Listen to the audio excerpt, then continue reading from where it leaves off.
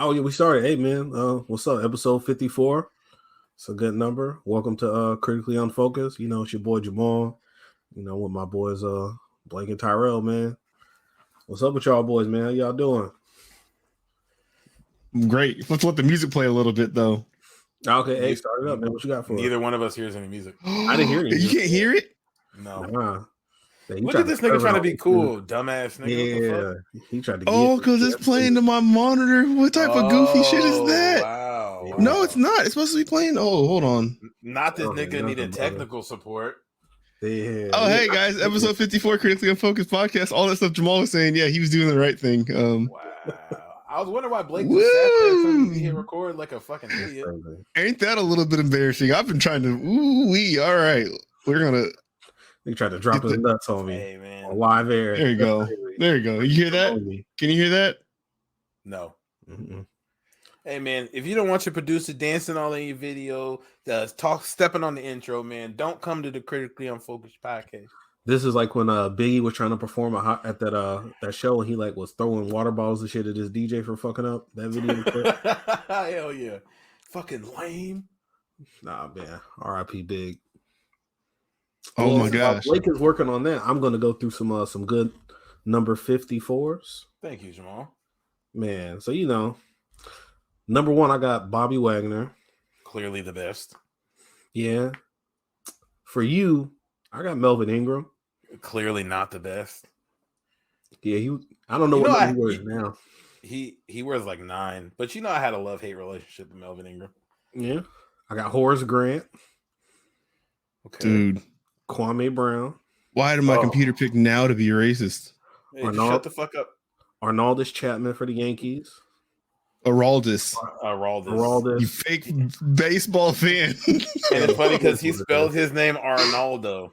Oh damn! Yeah, I fucked it up. I remember seeing something. That's that Apple autocorrect. You niggas be Arnaldo. Yeah. Okay. Oh, they came after him because he's African. Yeah, kind of MAGA though, so kind of fucked that name. And then Jaguar legend. Araldus Chapman's MAGA. What are you talking about? No, he's a Cuban national. Oh. Jesus Christ, that's twice. Okay. It is. So Bobby Wagner is the best 54. Is Urlacher got to be the second until he got that hairpiece. I feel like that's got to knock him down a couple pegs. I like Urlacher because he did the former safety to pro linebacker thing. Where like you're just dumb athletic and get all the picks. But yeah, no, the post career outside of football stuff, not favorable. But you know, on the field, one of them ones. On the field, he was a fucking factor. I can't wait for Drew. It was him and Ray follow that character character arc forever. Yeah. Oh, you know what? This is okay. You still trying to play this music funky? Yes, man. I'm perfectionist, dude. I don't mess with. Do this goofy stuff y'all do. We can add it in post. Ain't no post. There is post. Ain't no post. G. I run post. There is post. Did Kwame Brown wear 54 everywhere? Was that just like his number? Who knows? Well, he was on the Lakers. I'm asking Tyrell. I don't remember what number he wore. I think Tyrell watches basketball. Well, he's a diehard Lakers fan. I feel like you just kind of know. Like, oh, now Tyrell's diehard. Okay. He wore 50. He wore 54 with the Lakers. That's crazy. Like, how is 54 just your number? It's funny because he did not wear 54 with the Wizards. He wore 5. You wore 5 with the Wizards? He did. Damn, man. Hey, remember he was popping for like 2 weeks. Oh, y'all ain't checked in with him lately? I would say he had like a little month like strong run. I have not. No, he's getting into it heavy with Gilbert Arenas right now. Gilbert Arenas said, "I'll shoot you in the fucking neck" to him. Yeah, like just recently. Jesus Christ! I know they don't get into it like that. Still. Yes. Yeah. The numbers obviously aren't what they were at the time when everyone was talking about him, but no, he's still going. He's still going. Man. You want to smoke weed and play cards all night, punk? He's funny, man. Yeah, that dude's a character. Speaking of MAGA. Yeah, all right. I had 2 MAGAs on here. That's crazy. Wait, who else was a MAGA man? Kwame and Oh yeah, I thought you were Urlacher. Yeah. All right, man. Well, while Blake tries to work. No, I saw one of Brian Urlacher on like Twitter. Hey, once one of y'all plays music. Because we ain't worried about that. Oh, we shit. 8 minutes into the show. Damn, that's crazy. You gonna play a random song 8 minutes into the show? This not No, gonna work. man. Jamal, how was your week, brother? It was cool, man. Just just a long week of work. But I got Saturday, Sunday off. I'm ready for the draft next week, bro. That's all I've been thinking about. I am. You were ready to watch your team fumble the number 1 overall pick again? Nah, it's impossible this time, man. We are going to draft the. You guys are definitely about to draft Trayvon Walker. Nah, that's the one player I do not want at 1, dude. I've seen him mocked at 1 out of nowhere, and I was like, don't get cute. Yeah, man. Like I listened to this.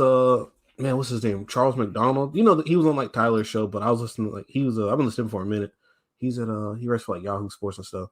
But he was talking about he shouldn't be rated that high because so they're basing his projection off like being a pass rusher, but he wasn't asked to do that, and he doesn't really have like a plan for like pass rush moves and like how like when you're just clearly better than somebody, you don't need to do all the extra. You can just outman and outpower somebody. That's pretty much what he was doing in Georgia. But you got to think about like the rest of that talent is like they're all going to the NFL. Yeah, they got like 5. You're talking about this as your number 1 pick? Yeah, they're talking about you know where that pick's going, bro. Oh yeah, you try to talk yourself. You know where it's going. No, it's going. This is how you know Blake wasn't listening because I was making fun of him for Trayvon Walker being mocked. Yeah, he was saying we're not taking him. Yeah, Dan, can you either figure the music out or shut the fuck up? Why do y'all love attacking me when I flip up a little bit? Because you didn't. But y'all never give it up when I'm doing well all the other times. Y'all wait till I fuck up. No, man. Y'all wait till I'm down a tiny bit and then you just come for me. You've been down for 7 minutes. Jesus Christ. Because I've been thinking about what music I was going to play like all day. Like actually, the last 2 days, like listening to things and thinking like, oh, that'll fit the mood, right? Doesn't matter now. I want to know. Don't. I want to see what he's thinking about for 2 days. No, man. Dude, now you're gonna laugh at me. No. What song was it? If I get it working, you'll hear it. God damn it. All right, so in 17 minutes, we'll hear a song that Blake wants to sing. Because they were saying like if you didn't do that. Like pass rush ability, you would think like, oh, hey, we don't need to blitz our linebacker so much, and we'd ask you to do this. And it's like the fact that like at Georgia, they don't really ask him to do that, and the way they played, it's like maybe he doesn't have that ability. And it's you like, don't ever think about like, oh, my bad. Sorry, I'm saying, like you just don't. I don't think you should draft the. Yeah, he's like super talented, and like you got the size and like the projection, but it's like you don't draft a guy to be a really good like run defender, number 1 overall. You know what I'm saying? Yeah. Well, yeah. In the first down, you're not looking. I mean, first pick, you're not looking at someone that's not going to be in there for 3 downs.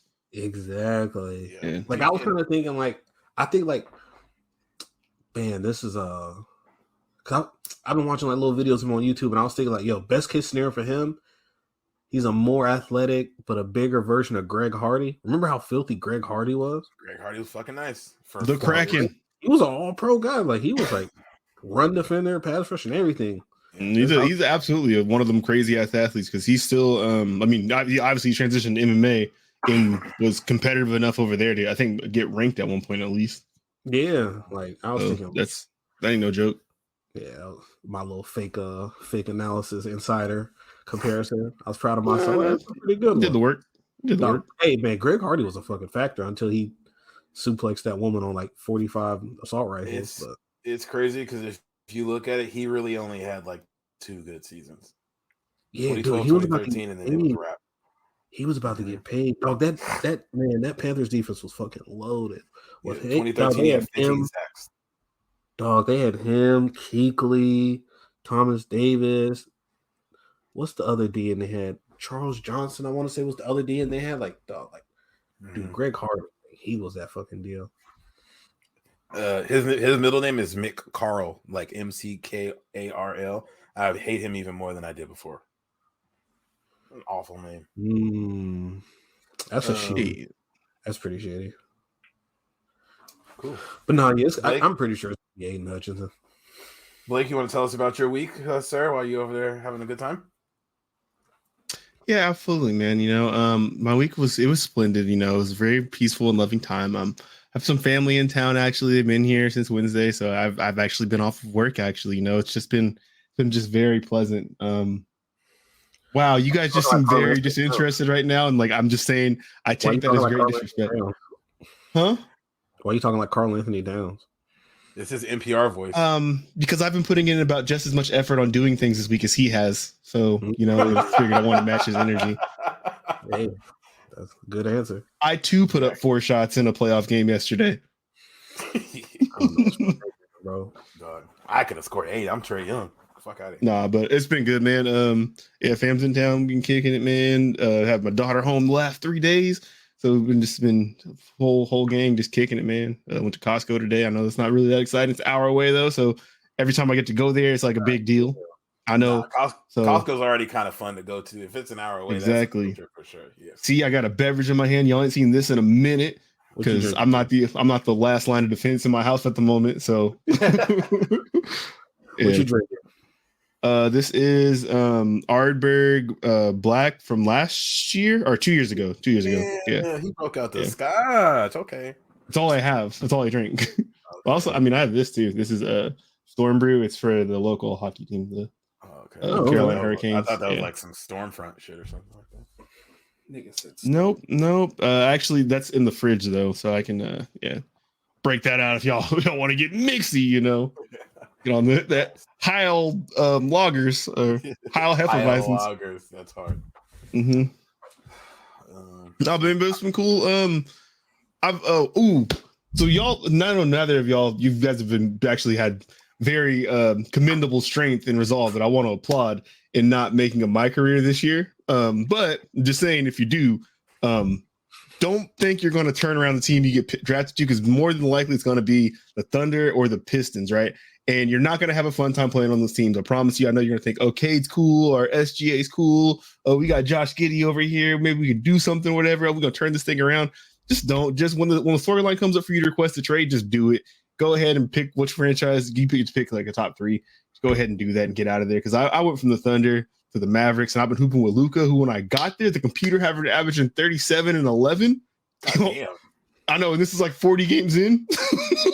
I've seen multiple people post that this year's 2K absolutely adores Luka because his computer goes crazy every time. Yeah, whatever it is about like his tendencies and just like his attributes, like on the sim, like he just every time he's over 35 points a game. It don't make no sense. I don't get it. He has them like high ass usage numbers, so they just like port that into with like good attributes or whatever. So it's working out. But either way, yeah, I'm on their team, and I've never had so much fun doing team takeover. Like, I bet. I just team takeover, give Luka the ball and go crazy. I don't care if I only get 24. He's going nuts. Hey, the best team takeover was still the orange juice takeover. Yes, Michael B. Jordan, the best player of all time. That's the one year I didn't really get deep in my career like that. Oh man, I heard that was fire though. They had Michael B. Jordan at like 5'8" with a 58-inch vert. He had a crazy 3. Is he like in your book the best in both y'all book, like the best my career teammate you get, like the best, like not like actual like NBA player one, the best like one they put in there easily? Yeah, because like Shammy was for me, dog. Shammy was a knockdown. Shammy was good, but I forgot about Shammy. Shammy was a hooper. Michael B. Jordan's character Justice was like he was a starter, and they always made it. The point was for him to be better than you. So as you level up, he would level up. So you get to 94. Okay. Yep. Shammy didn't do that. He's 98, 9. And like Shammy didn't miss, but Michael B. Jordan like had a dumb handle. He was like Marcus Smart on defense. He could dunk over people. Had a 3. Like he literally could. There's nothing he couldn't do. When they talk about Michael B. Jordan getting every single role possible, he was like him being in 2K just like adds to that like storyline. Yeah, we got you. Yeah, this dude was a 2K like main storyline player. Who else have they had like as actors that have been notable? It's just him, right? Not that played Mahershala Ali, not to like play, but Mahershala. He's on 2K. He was like your dad, Michael K. That wasn't football. Michael K. Williams, yeah. Mahershala Ali was Madden. Ali was Madden, yeah. Okay, yeah. And then they had Sadrutis, whatever, from Insecure. He played Freak with T Vibration. That was just a voiceover. I can't think of any. I don't think that's right. Yep. Like that. Yeah, you remember the chick they have the Freak's girlfriend on the Spike Lee one? I forgot about that. I don't remember his girlfriend. Oh, never mind. She has like a very distinct face. I just remember his sister. Oh, I do think I remember his girlfriend now. I'll never forget what happened to me. I'll never forget when Goob called me on like FaceTime. He's like, "Yo, look at this shit," and he like clearly made like a white my player, and he still had black parents. Oh, that shit was so funny to me. I'm gonna just play the song I was gonna play. Yvette Ming Ching is her name. Can you hear this? No. Mm-mm. All right. Well, damn. Oh, fuck it. Nigga. Freak's girlfriend's name was Yvette Ming Ching. They couldn't have come up with a more stereotypical name. Yeah, a couple years later, that game would have got killed. Was that the one where you had like the annoying ass like Asian homegirl on there? The fake ass Aquafina? No, y'all remember that one though? Yes. Oh, that bitch. That was the fake ass Aquafina. It was Aquafina. Yeah, that shit was so trash. You remember that one, Blake? I think that was the next. That was take 17. I think. No, it was B Nasty. Yeah, or B Fresh. Yeah, that's crazy. Yeah, it was when your name was DJ. That was it. DJ. That was the craziest story. Hey, I'm a DJ, but I can hoop. I hooped in a tournament. Now I'm in the NBA. He gave up college basketball to go be a DJ, and then realized he was NBA caliber, and went to win 5. He was Kurt Warner, but like rap. And ATM, like he's been like in the rest of the 2K since then. Like, and he was just basically in the that little tournament you played in. And I don't even think he made it to the G League. Yeah, ATM. Jackson Ellis always finds a way to sneak in there. Now they be having him as like a GM and shit. I forgot about ATM. Yeah. I just thought of on camera. I said in one of them multiple bosses tape. Then he said, "Nah, fuck the ATM. I need that MTA." And then the ad lib, he just said, "Mouth to ass." Thought that shit. Yo. I thought he was talking about like public transit, nigga. Hell no. He said, "I need mouth to ass." Oh my god, that's a hilarious ad lib because that's not even just in the back. Mouth to ass. Hey man, shout out my goat. Yeah, you know what's funny? It'd just be funny. I think we've all talked about it amongst ourselves before, but like Blake, your parents didn't really let you listen to hip hop like that, and me and Jamal's parents let us listen to whatever we wanted. Like they didn't always hear what you were listening to, so I'm sure Jamal wasn't playing that on like the big speaker in the house, but he walking around singing mouth to ass, and his mom has no. That was the boss of all bosses. So by then I was listening to that. They had no control over that. This was boss of all bosses. That's hilarious. You hear me, Dad? Dad, you want to hear this song about mouth to ass real quick? Yeah, this is not ATM. I need that MTA. Mouth to ass. Hey, I got a hot take that's unrelated to all this though. Let's get it. What, music? Nope, just life. Chick-fil-A's breakfast is better than the rest of their menu. Wow, you couldn't be more incorrect. That's crazy. Yeah, get the fuck out of here. Jamal don't do eggs, so he's disqualified. Tyrell, you got hella allergies, so you're disqualified. So I'm just talking on an island by myself right now. I literally had their breakfast this morning. No, you got an EpiPen after. I did eat everything on their menu. Nigga. Jamal don't do eggs or bacon, so he's absolutely disqualified from this conversation. So it's 1-1 right now. Okay. Fix your microphone with your wrong ass. Damn. Nah, you're bugging. The Chick-fil-A Deluxe and the spicy. Boo! You get cheese on the chicken sandwich. Look at this man, Jamal. Look at him. Yeah, nigga, what? He said he gets the deluxe. Imposter. Yo, can y'all hear me? Yes, this man says he gets cheese on chicken sandwiches. That's where it belongs. Yeah, what's wrong with that? That's where it belongs. Not both of you. We're not listening to the nigga who didn't eat meat until last week. No. Yeah. Oh, I don't. Man, I'm still probably eating meat. Probably eating meat. Not more years than like 2 weeks. Fuck out here, nigga. Don't be telling us we can't put fucking cheese on our chicken sandwiches. You can't. Who does cheese and chicken? What's wrong with you? Yeah, it's an option, nigga. I can't wait. Y'all got casserole in your blood. If you listen to this, go to our Twitter and tell Blake he's a fucking idiot. My god, y'all sound like some real Hubert Davises right now. Wow. Sometimes I throw that American slice of cheese on my chicken sandwich sometimes. Or the Colby Jack, nigga, and on the breakfast sandwich. You shitting me? I'm just I'm disgusted. Why? I thought you think you know some people. Yeah. You think cheese and chicken? You think they put it on the menu by accident? Yeah, nigga, it's there for a reason. It's still a restaurant from Yakub's Kitchen, so I figured there's some things on there that ain't necessarily for us. Popeyes does it too, though. Is it Popeyes don't put cheese on their sandwiches? Yeah. No, they don't. No, they don't. Yeah. They don't even carry cheese at Popeyes because of mac and cheese. Yes, they do. Yeah, I was gonna say I don't think they have it. You had to request that. You're like, excuse me, can I have cheese on this? I know it don't say on here, but can you guys have cheese you can put on here? They were like, request that somebody a nigga in the back cooking just called you something problematic, or they cough it. Like, no, we closed actually.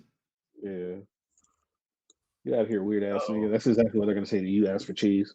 Did you guys ever make it to try those berry beignets at Popeyes? I ain't do that, man. Yeah, these I'm not a big like restaurant, order dessert type of guy. Like, I don't really. Same here, but like I saw that, I was like, oh shit. The picture was good though. The picture looked fire. The good one that got advertising it, they did it right. I'm not doubting your take. Hey man, I'm telling you. I just like the motivation to do it. Is all. Thinking of Shakur going through the drive-thru to order berry beignets is kind of funny to me. It's not surprising. I was like, man, let me try this. Can I get another? This man Shakur used to pour like grape crush into a cup at Cheney and put Jolly Ranchers in it to make it like it was like lean, but without lean, and just have it be hella sweet and drink it. Yes, sir. I did used to do that. Yeah, do that when he's gonna get his 17. foot chopped off. He's gonna get his foot chopped off. Dude, I barely eat candy now, bro. Do you know? That's how I know I'm getting older. Well, somebody, it was somebody's birthday at work, and then they had like a birthday cake, but it was like red velvet. Dog, I took a piece of that shit and I bit into it. My fucking neck tensed up, nigga. I was like, God damn. My shit was like, yeah, you old as fuck, bro. Bro, I was like, bro, I can't do this. This is too fucking sweet, and it's like 7:45 a.m. Like, nigga, it's too early and too sweet to be eating red velvet cake. Trying to eat that for breakfast is insane. And happy birthday! It was somebody's birthday. It was old as hell, and they had red velvet cake because that should be looking good. And then, dog, that shit hit me. I woke up hella fast. I was like, he said they had red velvet cake. Nigga didn't have no coffee. The red velvet whipped him up. Dog, that shit was crazy. Yeah, I don't be really wanting to eat candy and shit like that either. Like, I definitely be like Skittles and all that shit no more. So that should just be kind of getting off of that shit. I agree. The sweets don't hit the same now that I'm old. Yeah, they be good when you're drunk though. Candy, like gummy bears and shit. I will fuck some Haribo gummy bears up when I'm drinking them. And now apparently berry beignets. Got it. Or when you high. Allegedly, from what I've heard we do. Yeah. But man, what y'all want to get into first, man? What y'all feel like talking? We can go music, some sports. You got it, man. You made this shit. Go ahead. Let's do music.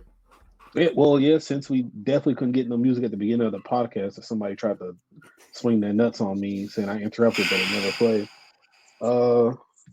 The GOAT might be back. He announced his album for May 13th? That's like 3 weeks away, right? May 13th. New Kenny coming. Yes, sir. Was it Mr. Morale and the Big Steppers? Wow, it'd be crazy to have Kendrick something here. God damn. Yeah, I kind of like that title. It's an interesting title. Yeah. I'm interested to see what it's going to sound like. I feel like it's been so long. It has. Can't even really predict. Like, I'm sure it won't sound nothing like. I'm sure it won't sound nothing like damn. Absolutely not. He just comes out with like a Silk Sonic album. Never. Yeah, I'm excited for it though. That's really the main album I'm looking forward to. Yeah, he can't ask for much more, man. He don't miss. He does not miss. He does not miss. Man, I have a question for y'all related to that though. What? TDE or what? The Kendrick album. What? Okay. What's your favorite like 2-man team for a song on TDE? I'm gonna say Kendrick and J-Rock because they have my favorite, even though they don't have a ton. Yep. But like, I think mine might be Ab-Soul and Schoolboy Q. Yuck. Yeah. Name some of their picks. I know they got some heat. Druggies and Hoes. Druggies and Hoes. The one with Mac Miller, where he was on the hook. What's that shit called? I can think of it, but that's probably my favorite 2-man tandem. Man, Money Trees and that one on J-Rock's last album. I don't know. There are not too many songs over on TDE that might be better. The Wild Freestyle. Those are up there. Wild Freestyle, yeah. Was fucking insane. I wasn't King's a big Dead? fan of the Wild Freestyle like that. Wild man. Freestyle is hard. Yeah. King's it ain't Money Trees. King's Dead nothing is hard, is Money Trees. Money Trees is up there. Money Trees on TDE probably Mount Rushmore. Yeah, Money Trees is one of my favorite songs ever. That song. Future saved King's Dead. All right. No, I'm just saying, man. Took it viral. That song wouldn't have went viral without him. You're not a gang member. You're a tourist. Whatever the hell he's talking about. That nigga's right. I'm not a gang member. I am a tourist. Hey, Okay, next. I say Go it ahead. every time he gets mentioned. J-Rock don't get the credit he deserves. J-Rock got No, he fucking don't. He had 4 the best album fire-ass that year when it albums came out. and That album does hard not as miss. fuck. Redemption. Redemption came out at the same time as Victory Lap, and I you couldn't get me to stop playing Redemption at the time. Redemption was the best Redemption in album life. that year, bro. Yeah.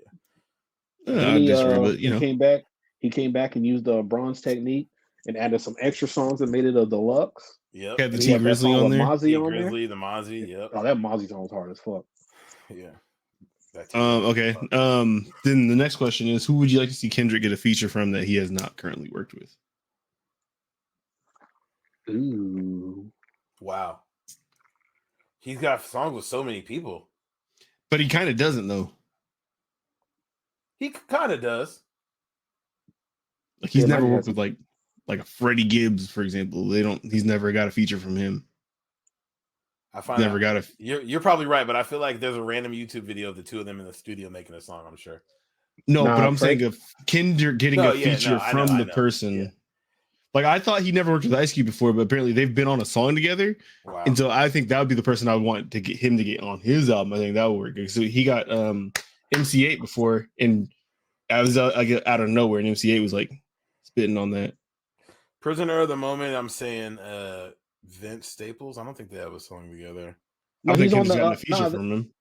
he's on that Black Panther soundtrack. Kendrick got a. Vince is on there. That Come doesn't on, That's count, like bro. singing the hook on there though. Yeah, I was a that, reach. that doesn't count. It's a feature. No, not really. No. All right, Mr. Kendrick doesn't have Technical Nigga. he doesn't have a feature from J. Cole. J. Cole's obviously on fire right now. That'd be a good one too. I would one day, and I know you're gonna give me shit for this, but I would love to get like a Drake, Kendrick, J. Cole song at some point. Just Why not? Why would I give you shit for that? What are you talking about? Because Drake lyrically isn't like usually held on par with him, so I thought you'd have. You think I'm the person going to attack you with that? Like I don't like Drake. I just don't like his last album. Okay, all right, but yeah, I think the three of them. Wasn't I the person that was saying like Dark Lane demo tape was fire and like no one else was listening to it? You were on Dark. I fucked with Dark Lane demo tape. Now you did. No, when I was like on the streets fighting for it, I was by myself. Fuck up. Yeah, you got to just give Shakur some time to turn heel. He'll Nah, Yeah. but He don't tell you he turned heel though. I want a song with those three. Shakur wants to interrupt the match. I'm thinking either DJ Quick or Stove God Cooks. Those are probably my two. He don't got nothing with DJ Quick. Nothing from DJ Quick. That's why I'd be like, I feel like rapping though. Kendrick just be having so many random songs that like weren't on. It'd be random as fuck. Back in the day. Dude, he got that hard ass song with that new Freezer dude. Was that Rich the Kid? That shit's hard as fuck. Yeah. Mm. That's And you got what's the cartoons and cereal? Yeah, with Gunplay. I remember that. Yeah. Gunplay I wonder how that came to be. It was probably like after he did the Power Circle verse. Probably. Like, hey man, come in here. I got a beat for you, man. Let's see if we do something. You ain't leaving, nigga. All right, I guess. No, yeah, you ain't that's the only way out. Actually, you threw this booth. Yeah. Like, damn. Let me get my Aftermath family in here. After that, he went to turn to Kung Fu Kenny. Figured them hands out. Yeah. Yeah, DJ Quick and Stove God Cook's probably my favorite too. But I know what else happened to TD. There's a J-Rock snippet was on the internet. That shit sounds hard. Absol single. Yep, the Absol song. And then Schoolboy Q dropped the song 2 weeks ago? Soccer Dad. 2 weeks ago. Yeah. Not bad. And then Isaiah Rashad's back at I kind of fucked with it. It was cool. You don't want to fuck with it? I did too. You been playing it heavy since then? I listened to it today, actually. Oh, that's cool. So twice in 2 weeks? No, I'm definitely listened to it more than twice. I listened to a couple. I kind of like the song. All right, that's cool. Yeah, no problem. I can't like the song, nigga. No. You just you be giving it up. Never mind, man. All right, fuck out of here, nigga. And then I liked it too. I'm just saying I don't be listening to it. That's all. Blake got TDE. Isaiah Rashad performed at Coachella the other day. Yeah. Yep. Y'all do an intro with his show. How you kind of? I did, man. Happy for him. Kind of good, Yeah. man. Out to him. So brave. Like, he ain't really, like do nothing crazy or like just proud. vanish. Like, nah, that's dope. It was interesting, or not even interesting. It was cool to see the like. You would think like 3 years ago, I feel like the reaction to that video is completely different. But like, I feel like you immediately saw the people mad at the people who are mad about it kind of thing, or like people just immediately coming to his defense, kind of like wholesale. I didn't see too many like jokes. I feel like whatever reaction you want about him, you can go find it. I'm sure it was they out all there. exist. Yeah. They exist everywhere. It just wasn't the like prevailing, like everybody Like, is shitting on him or anything like that. Yeah, the same places and platforms that are talking about Dylan Brooks off the court stuff, because it's not present everywhere, are the same ones you can find that are talking about Isaiah Rashad in that type of direction. If you want that, you can find it. It's the first time I seen the Dylan Brooks thing. It's like so Dylan Brooks is dating a trans woman, and it was like Dylan Brooks accused of like he committed a crime or some shit. Yeah, like, what is happening? Mm-mm. Yeah, people are kind of bad though. Kind of cute. Him and Benzino running a 2-man game right now. Now I think they're in monogamous relationships. I don't actually know about Benzino, but it doesn't seem like Dylan Brooks is kind of multiple parties thing type of thing. Seems like he's kind of committed. Yeah, shout out to Benzino. He had one good song when we were kids. I know he did, but I don't remember what song it was. I just remember the party song. Did his daughter outsell him? Because I know her shit was hurting. Has to. You guys see how much she sold her like first? She did Cray Sean numbers. Did she really? She did us numbers, nigga. I've listened to that episode after the first time you did the Show Your Work podcast. When our podcast numbers were the first time we outsold her. Yeah. Hey, low key. Dude, low key. I think I seen like she has like multiple millions of followers, bro, and she did 11K. It's 11K or 9K. I can't imagine anybody want to like listen to a full album from her. She heard like pop hits or she be like performing like festivals and doing shows and shit too. I feel like festivals where people already are. Yeah, dog. People bought tickets for 60 other artists. If you happen to be there, then you don't get that crowd. You can't claim that crowd. Bro, you got like if you got like 6 million followers though, you would think like 11K though. She twerks on the internet. That's what I'm saying. There's personalities and there's artists. Like the two things aren't always the same thing. No, she's a popular personality. She might not be that as an artist, but it's like you got to have the single, right? I heard one song from her, didn't man. She just got one song, and you trying to push an album? Man, exactly. I'm saying, like I've heard when like she's not doing the Playboy Cardi like baby voice shit. Like, okay, it doesn't sound terrible. It's not bad. How many spins you give it? She sold 11.5 thousand albums. Oh, you didn't listen to it. Terrible for. Nigga, that's terrible. What do you mean? But I'm saying for like a TikTok artist that like got two songs that any of us. If you got one song, and like probably not bad. And I kind of listen to a lot of hip hop media. I don't really see her on hip hop press run. She didn't come across any platforms I listen to. Man, I feel like I just like see her like so much on social media. But then like I don't know. I guess because you're on the horny side of Twitter and she twerks on the internet. Either way, you see all the horny shit. Yeah, you are Hornyverse ambassador. When the purple portals were opening up, you're stepping out of the Hornyverse one. Like it'd be hella funny because they be talking because she's hella skinny and got like a little ass, but she do be throwing it. So the way people be talking about it, throwing her little ass. The Chad Pennington of asses. That should be clapping a little bit. It'd be salute, man. Salute. Get it where it's supposed to go. Oh man. Yeah, no, I just thought she'd do a little more than that. But hey man, it ain't easy out here moving music. It is not. Did you guys listen to any of the new stuff that came out today? So I know Push's album came out. Blast had an album come out. Is Blast be rapping? Nah, he's the sing rappy West Coast nigga. What's the content about? I miss my girl. Ooh, I love my girl. West Coast gang shit, and I want to take my girl back to the crib and fuck.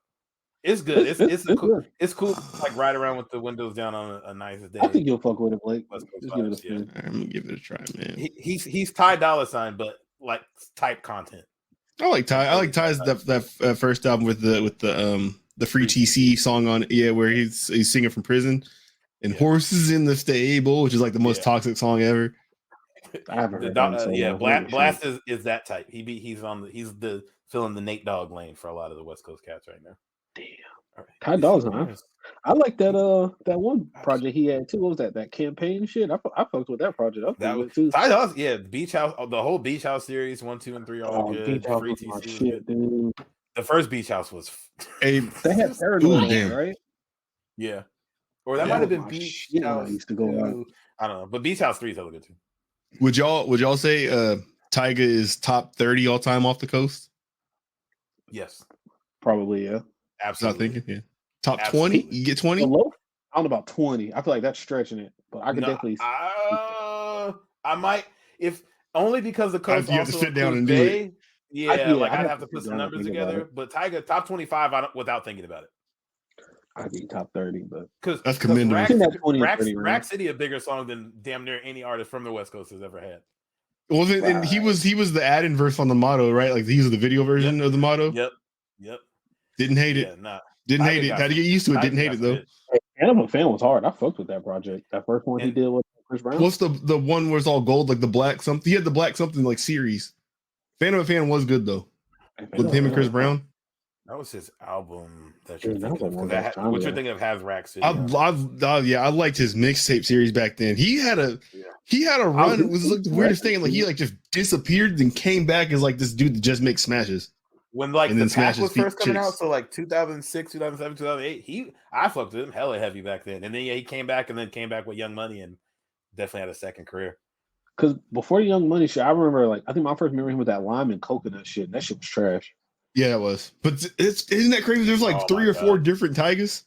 There are hella different Tiger because he had like a jerkin phase. He had like the pack div like crew neck sweater phase. Trying to pre-blog wave type of West Coast shit where the gangbangers didn't dress like preppy people. Yep. Yeah, no. Tiger's had a solid ass career. No, he's had a good absolutely. He's had a good career. Now he has bad bitches on OnlyFans all the time, so that's cool too. Shout out to him. No, he's what would you if you had to comp him to an NBA player's career? What would you say? Monte Ellis because they look like the same person. Nah, if he's top 30 all-time West Coast, he's gotta be higher than that. I think like he's probably like I'd say Carmelo Anthony. Whoa! I wouldn't go. I don't hate Carmelo. Too like his peak was never that great, but his longevity is there. Wow, what? Okay. Elton Brand made a couple All-Star teams. He was 2010 for a long time. But I'm thinking of longevity. Like Tiger's been around since like we were in middle school, like 7th, 8th grade. Carmelo's still here. Yeah, that's what I'm saying. Carmelo, I feel like is a good one.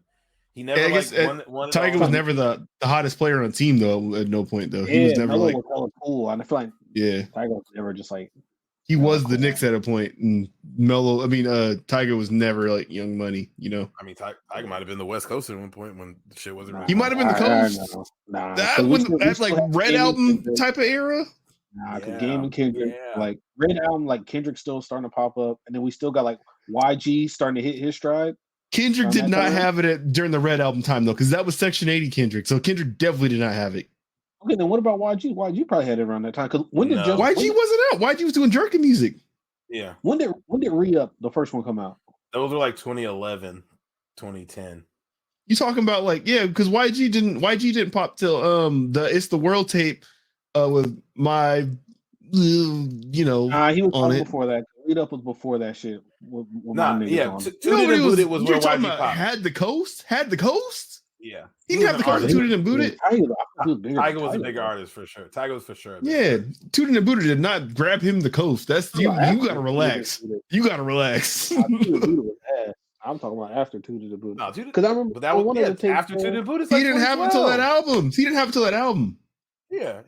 His first album, My Crazy Life, is 2014. That's when YG snatched it up and moved to 1 at the moment. Yeah. Before that album, though, like the mixtapes and shit. Okay, we can let me get my Googles, man. He was an artist out of the West Coast, yes. But that doesn't mean Tiger wasn't like running shit at the time. Let me look, man. I don't know if I can just say Tiger was running shit, but he definitely had like some records. Like, yo, if you went to a little house party, he snatched him in, man.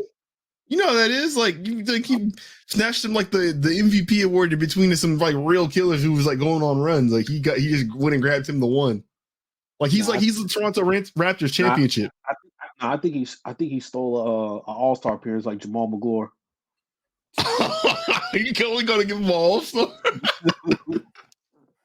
No, he's the Raptors championship, man. He hit it at the right time, I think. Man, whatever. I'll concede. But he gave a record. Tiger was on Deuces and the Motto in the same year. Come on. Yeah. They were only calling killers for those. Young Money Stimulus, man. Come on, man. The Young Money stimulus. Hey, we see who they didn't call for that. Who they didn't call? Your dude. Who's you saying J. Cole? Oh, gotta. Jesus Christ. You don't call the shooter to do the smash for the suburbs. Nah, you don't call the shitty nigga to be shitty and fuck up. You are not going to sit here and just talking disrespectful. Like Destruction Freestyle Part 1 and Part 2 don't exist. Like Gutterville 1 don't exist. This is why I can't stand you, because you'll cape for trash ass fish and chips SAS, but shit, like when Gutta who actually was nice like comes up, you're like, he's straight trash. I know. Yeah. Oh, it's a good show. Look at him.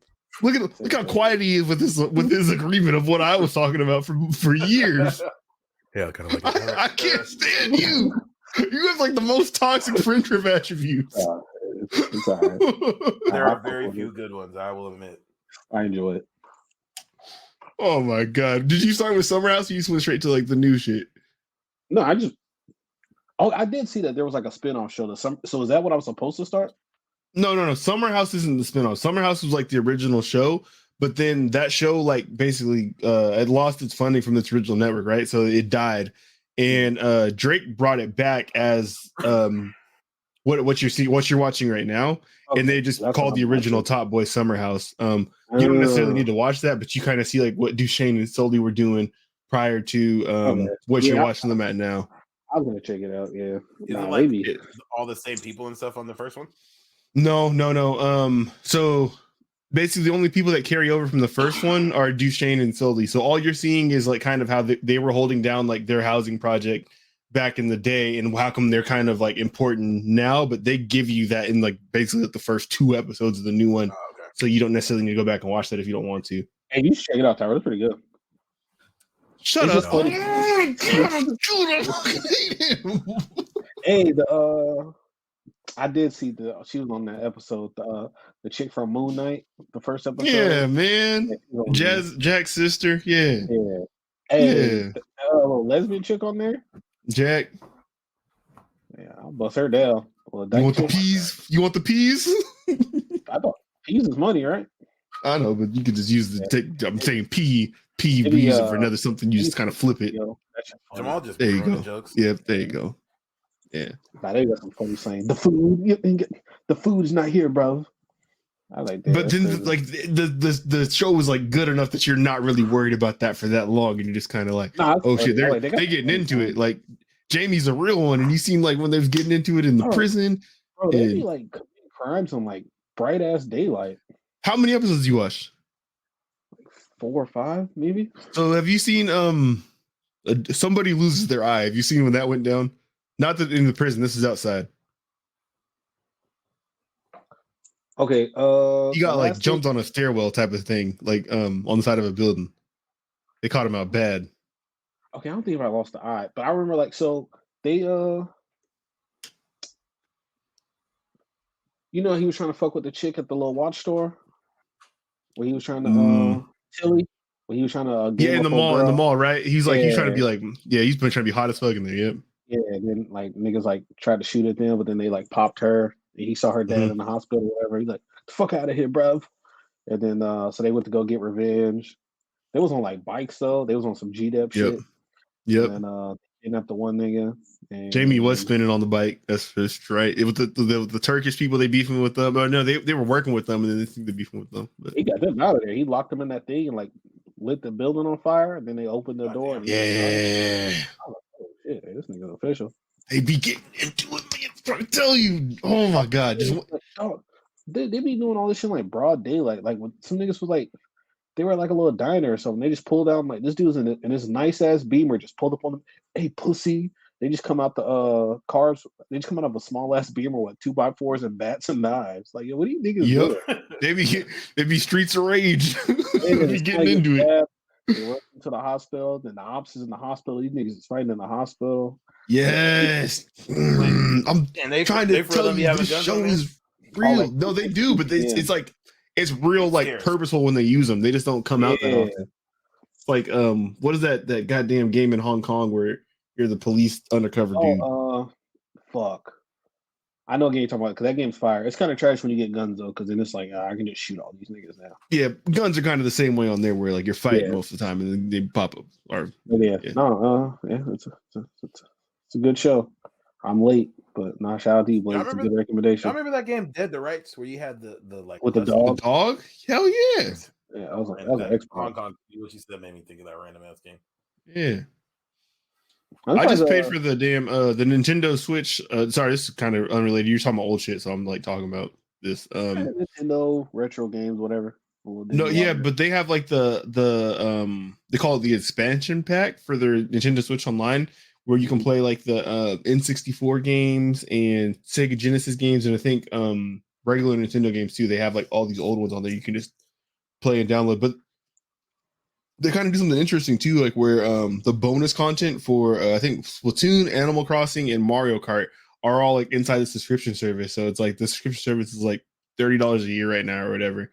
But then you get like a ton of bonus stuff for all these other games. Like, I don't know, it's like an interesting way to do it. You were talking about old stuff, and I was thinking about Dead to Rights because I was playing that on GameCube. That's why I started talking about this. But yeah, just kind of a side piece. It was interesting. My bad. That's kind of hey, I still gotta get your little send me your friend code on there so I can add you. Yeah, man. I've been playing Metroid Dread. How is it?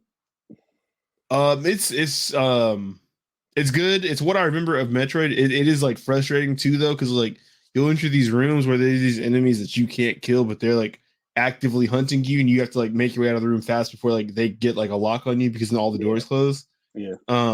And when they do that, like if they do this animation when they catch you, you have like one chance to hit a prompt in order to get out of that and like run away again. Mm-hmm. But it's not super clear when that prompt's supposed to be, so I've been dying a lot on those. The save points haven't been too bad though, so it's not like the most frustrating thing, but it's also not the best. Like I stopped playing it because I'm like, all right, I'm frustrated enough. I don't want to keep doing this, so I just move on to something else. And go to Mario Kart or something. But it's a good game. I've barely made any progress. I got Kirby too. I got the right Kirby. And that's fun too. But Kirby's super easy. You bought like an old ass version when you went to buy it? No, I had it in my hand. And it was $60, and I thought it was the right one because it was $60, but it was an old one. 8-year-old 2015, sir. Do you know that? Yeah. But since I got this new monitor, though, I should be able to stream it now. Because the problem was like doing it on my normal screen. I think when it was like just looking at one corner and like the frame rate was like jumping and stuff like that. Yeah. I think if I just make this full screen and I'm looking at it on here, I shouldn't get sick. But I was for real getting sick playing Mario Kart on the screen before with the tracks like going and doing all this stuff that they do. Are you because you're sitting too close, or you just get like motion sickness? It could be that too, but I mean I can't really do nothing about that. I do have the Pro controller, so I can back up a little bit at least with that. But nice. Yeah, I've been playing. Yeah, you got me playing my damn Switch again. I've been playing Ultimate Alliance, and I started playing. I got back on Pokemon Shield because I barely like played that. I'm playing that again. Yeah, I want to. You ever miss a Splatoon? My bad. Splatoon was the shit. Hey, that's a fire game. I got 2. Okay. 2. Good. They've been. I don't know. They'd be advertising 3. Yeah. No, when 3 comes out, I'm buying it. That's a fun ass. I was actually playing that shit online, like the multiplayer. Like that shit's dope. I might have to mess with that. That's just crazy, like how long just the Switch has been out, like, and how it was underpowered when it came out, and like it's still out, and they're still planning like the next iteration of like the big titles for it. Like it's crazy. They said that it might not be powerful enough for Breath of the Wild 2, though. Yeah. I don't know how the fuck that's gonna work. I got kind of far on there. Like I think I got to like this. I got to like the second boss, and I was like, yeah, fuck this. I haven't touched that shit. Or you were on the second boss because there's no order. You can do whenever you want. There was one of them, and I was like, fuck this. Yeah, I think I took down 2 Guardians, and I was like, I got to trying to work on the. No, I think I did take down the big electric Sky Dragon when I got him finally.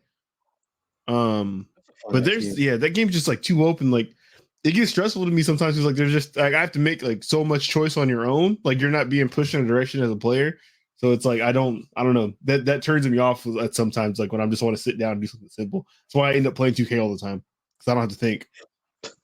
That's how I've been back on Madden because it's like beating Horizon took so much out of me. It's like I just want to like when I'm gaming now, I just want to like watch something and beat the fuck out the computer in Madden real quick. Yeah, you platinum Horizon? I have Nerd. 3 more trophies I need to get, and I just haven't had the energy to go back and do it. You actively I'm like close. play like sort of like as like with a completionist mindset. It's like in the mind that you're trying to get the platinum as you play, or like you like go back. So a lot I didn't. of time. I'm a completionist when it comes to games for the most part, but I didn't start trying to get platinums until like I think like once COVID hit, and it was like if you just try, you can. The way I play the game, I should be able to get them, but I would just not be thinking about certain shit. Just now go it's like, down here. Make sure I go down to this one. Make sure I go down here. Exactly. Yeah. Like I'm gonna do everything, but it's like, oh, but if you do it in this way, you can get all this stuff. So I've been making it a point to try to platinum games now. I don't have any platinums, I don't think. I think dang, there was something I started playing again not that long ago that I only have like 3 trophies away from it. And I was like, nah. I think Ghost of Tsushima, I'm really close to it on that. But I'm close on Ghost of Tsushima, but there's some where it was like there's a couple that are just like, I'm not gonna put the energy. This is kind of fucking hard. Or somewhere you gotta like, play the game not trigger. Again, kind of thing. Yeah. And I've had stuff just not trigger sometimes, and this is just annoying. I had luck with how it has the like trophy tracker now on the PS5. If you turn that on, feature. I've had some that doesn't like track your progress, and then you turn it on and it starts tracking it. So you could try that and see if that works. I think on PGA I'm close too, but it's like I need to collect golf clubs, and those are expensive. So like I'm like the only fast way to do it is like put money into the game, which I haven't done at all. So I'm not trying to do that. I do want to start playing it. I feel like I haven't played in so long now. I'd have to like get over the learning curve again, unfortunately. Yeah, I'm way worse on like the console than I am on my computer. On my computer, I'm great. I don't know what it is, but it's like the orientation of my couches to my TV when I try to like do the strokes and stuff like that. Like I always like I'm what is it? I hit a draw, so like it goes to the left all the time. I don't remember if I said it on last week's show, but man, I wish you could have seen Tonio swing at Topgolf. That nigga look like he been practicing forever, but every single time it was straight to the left, straight to the right. Oh, yeah, I remember saying that. I wish I could go to Topgolf with you guys. I wish I could do lots of stuff with you guys. That'd be cool, but you know, one day. That's crazy. Do you guys have? I do miss you guys. No, they. Hold on, I'm gonna tell you what the name of the one is in Raleigh. Oh, but they have something like it. Yep. Midgolf, Midgard, but Midgolf. Ooh, speaking of Midgard, it's called Drive Shack. Okay. Hey, this is select screens that Marvel superheroes. Yeah. Black Panther wasn't on there. What game? That's not a real game. No, I don't know. I just bought it at the damn store. What's that got to do with Midgard, nigga? Is Thor on there? Yeah, Thor's on there. Yeah. Oh, he's all on there, right? Oh, that's wow. You think all Asgardians look alike? That's crazy. Yes, except for. Did y'all fuck with that Thor trailer? What's up, Jamal? What you think about it, man? It was cool. Yeah. I think it looks like it's gonna be. Never gives it up, dog. Like never give it up. But like, I don't know. Like, you just hate fat. Something about Fat Thor keeps triggering you every time. No, it's not even that. It's just like I don't know. I feel like they kind of went like a different direction with the movies. Like, different direction than what? The comics? The comics? No, it's not even that. It's just like so. I think the first 2 Thor movies are like the worst 2 movies in the MCU. Okay. And then like I feel like they tried something different with Ragnarok, and it's a good entertaining movie. Okay. It's more like a. I feel like they went all in a little too much with like the comedy and the like the jokey jokes and shit kind of, I guess, for me a little bit for like Thor, because like dog, like Thor's supposed to be like that fucking deal, like yeah, man. I can see what you mean because I feel like I've heard similar complaints of people thinking it's too funny, and I think they are like genuinely funny movies. Okay, hold on. Let me respond. Let me give my rebuttal. It's vibes. One movies just vibes, but like I'm curious. I want to see what they're gonna do with like Jade, and then like I'm just mad that they didn't show. I want to see what the villain's gonna look like because I know what's my man's name? Yeah.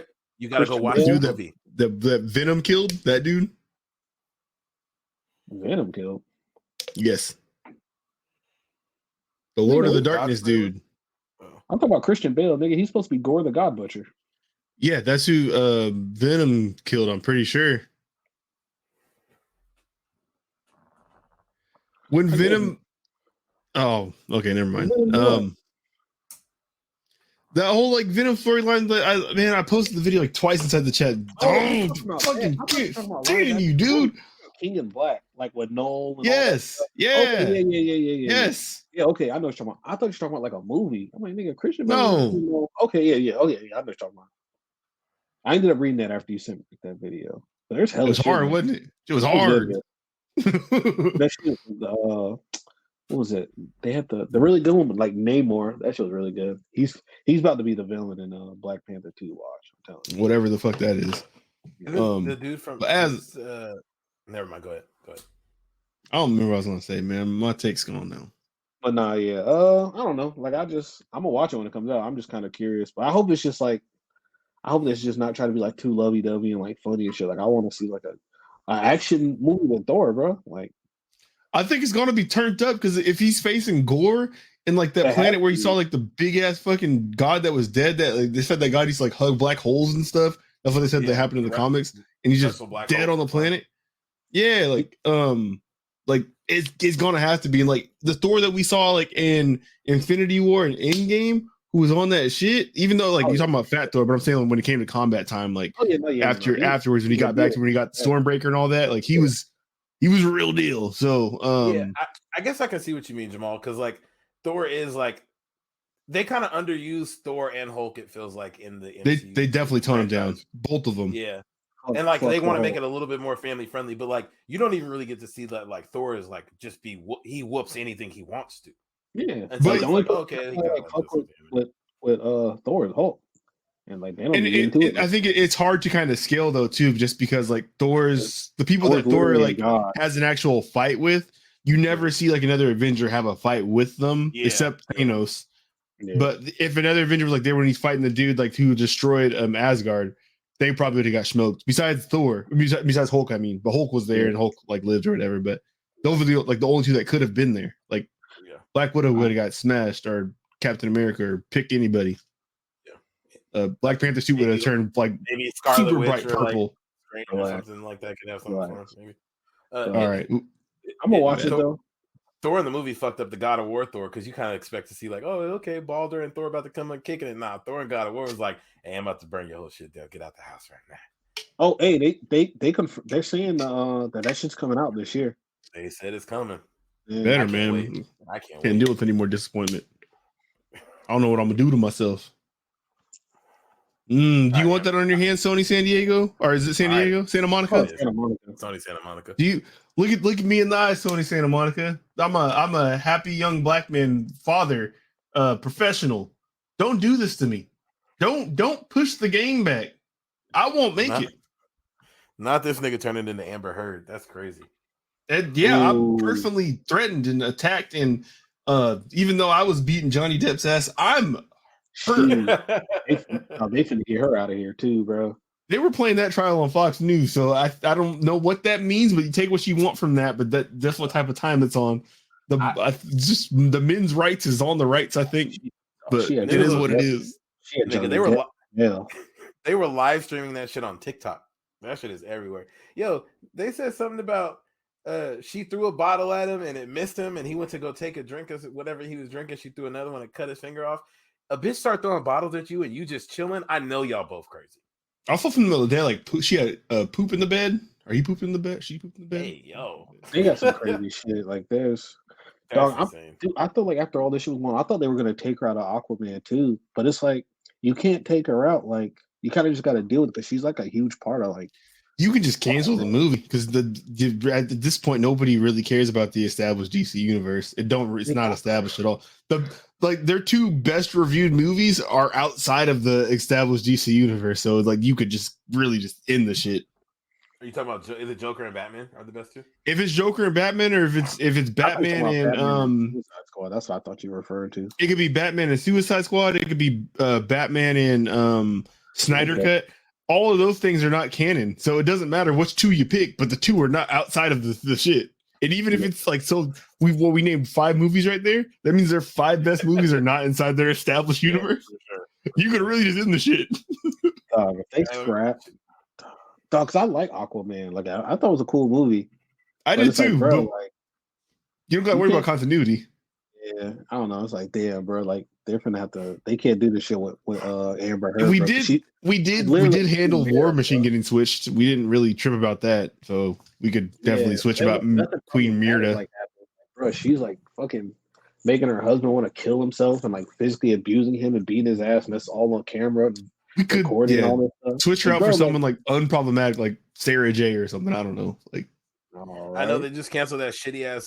They were making. You remember that movie that Will Smith was in, Bright? With like I forgot. It was like I fairies never versus. there was a sequel for Bright coming. There was a sequel for Bright coming, and they said they canceled it because he slapped Chris Rock. First off, I think they canceled it because that movie sucked. That had nothing to do with him slapping Chris. Yes, that was their out. They were like, "Oh, okay, told them this is why we canceled." So yeah, but if they could cancel that movie's probably got to be just as well reviewed as fucking Aquaman. You can't. I feel like you can't scrap like big budget superhero movies. So can you? Like, how much money? You're thinking from Marvel perspective. You absolutely can on the DC side. Come on, bro, dude. Aquaman did really well in like box office though. Like it got through off hype. Yeah, but you got to think. Marvel would never allow this many other franchises to exist using their brands that have nothing to do with their established universe. Yeah. I mean, Sony is kind of getting their shit off, but like even that is like they're doing it in respect to the MCU. Like they're doing it with the hopes that the MCU acknowledges them. I'm really scared. Batman didn't give a fuck about the DC universe. I think they're gonna scrap that Flash movie, bro. Ezra Miller's he's fucking out. He's wilding. Amber Heard was doing the same shit from what we heard. They got to scrap both of them at this point. I want to see the Flash movie because that shit was supposed to be out already. Yeah, dude. I was looking to see what Aquaman made in box office. It made $1.1 million, but they changed. That's Amber nothing. Heard's name. They changed the Amber Heard's name on Wikipedia to Amber Turd. You said 1.1 million? Yeah, 1.1 billion. My bad. I was gonna say, I hope it's not million. That's a massive flop. But that'd be talked about. They spent the $100. It's a good movie, bro. Like it's solid. Like I fuck with it. I think you ain't defending it from nobody on here. You guys made $350 million because soccer moms went to go see Jason. We said it was trash. I don't think you guys like slandered it and said it was ass or nothing. I know we all liked it. I'm just saying you could get rid of it. I guess, man. I didn't watch it. Yeah, so I know whatever DC licensing money goes to like paying for another like thing in the Batman universe. We could do that. We can talk about that. Want to talk about that? What? Oh, Tyrone ain't seen it. You talking about the movie or what's up? I don't get him. He had an ultimatum. Oh yeah, no. What'd you think? That shit was He-Rock, right? Yeah, that shit was fire. It was good. Okay, let me give my whole take. Zoe Kravitz, even though she don't like niggas. One, I don't want to start with negativity. Well, no, that's what I have. Okay, so honestly, I like the movie a lot. I enjoyed it. Just unrequested side note, my dad and my sister did not enjoy it. They thought it didn't need to happen. I don't know, but they fell asleep the first time. They had to get in and rewatch it. So take that for what it is. That some people aren't gonna like it, I guess. Whatever. I can't be real, respectfully. Thank you. Yeah, it was very dark. Not only from like a theme standpoint, but just like from a cinematography standpoint, the movie was like very dark overall. I thought like this actual like Batman in uniform Batman was very good. I liked how much they showed him working with like the GCPD, like doing his detective shit. That was good. I liked when they got to the combat and stuff like that. He didn't seem like too like unreal or over the top. Besides the times when people were letting off Uzis like at him like crazy, and he just was walking through the shit. It was like, okay, all right, bro. He was kind of getting fucked up a little bit though. Like he he was at the end. Like he definitely was fighting concussions. That nigga had a couple. No, he definitely got CT when he was trying to save that one nigga that had the bomber out his neck that wouldn't tell the secret. Yeah. Oh man, he got smacked. And then at the end, like he definitely like spiked away from a fucking explosion. That nigga flew. He injected himself with some meth to get back into the fight to save Catwoman at the end. So he turned up, man. He was out here. If you would have started with the meth, I would have watched this movie by now. He's out. Yeah, he's out here. He's out here. I think this was like. So those are all the positives. Let me say, if I had to give it like a rating out of 10, I'm gonna say it's a 9. Maybe even a 10 as far as Batman movies go, because I was locked in. I was with it all the way. And then they did the good setup shit at the end where they showed like the Joker. Sorry, spoilers. I should have said that first, but we're a month past out of this thing coming out. Whatever. Yeah, if you didn't want to risk the COVID to go see it, and you don't want to watch on HBO Max this week, sorry, I don't know what you're waiting for. I can't do nothing for you. It's not real. Either way, let me get to my negatives, my critiques. Catwoman's mask was abhorrent. I hated every time that shit showed up. It did not fit anything at all. Like, I don't know why they did that to her. This nigga said abhorrent on the podcast. That's crazy. Abhorrent? Yeah, I did. I just said, look at you in your bag. There was also a little like tiny scene like where Catwoman when he's like watching her get out of her apartment and she like went down the fire escape. It looked super out of place as well. Like I think the CGI was like just really bad on that one. Oh, and he was like watching her change. Yeah, and then I do wish that they kind of would have. Well, so I can't really fault the movie for this because they didn't do it with Batman either. But kind of explained how she had her background that she had. Because all they kind of gave up was like who her dad was, and that she was kind of into robbing people, but not necessarily how she had like all this acrobatic training and was had this closet full of gadgets and whatever and all that shit. They didn't really talk about that too much. And they also like another complaint, like this is probably my least favorite Bruce Wayne. Yeah, he's got to grow into Bruce Wayne. I think he's definitely going to do that because he definitely wasn't like the best Bruce Wayne. That like I like the relationship he kind of had with like Alfred too. Like he was kind of like a dick to him. It just didn't make a lot of sense like timeline wise because I mean I know like he's a young Batman and they did do stuff that kind of highlighted that like where he did the inflatable chute thing and crashed into the bridge because he's only been Batman for 2 years or whatever, so that makes sense. But the one batarang thing in his chest plate, whatever, like that's the only thing he had. Like he definitely didn't have technically yet. Yep. So, but his parents have been gone for 20 years, and like he seems like a very broken person still. Like where Bruce Wayne isn't like really a public person at this point. He's not the Playboy Bruce Wayne. He's not like he's like a super recluse, kind of how we saw at the end of the Christian Bale movies, where that Batman didn't leave the house at all. So, but yeah, I don't know that I didn't like that much. I think. I thought it was good though how they kind of highlighted that like the issues going on in the city, like he was trying to fix them from the shadows, but the issues exist because he wasn't willing to be Bruce Wayne in public.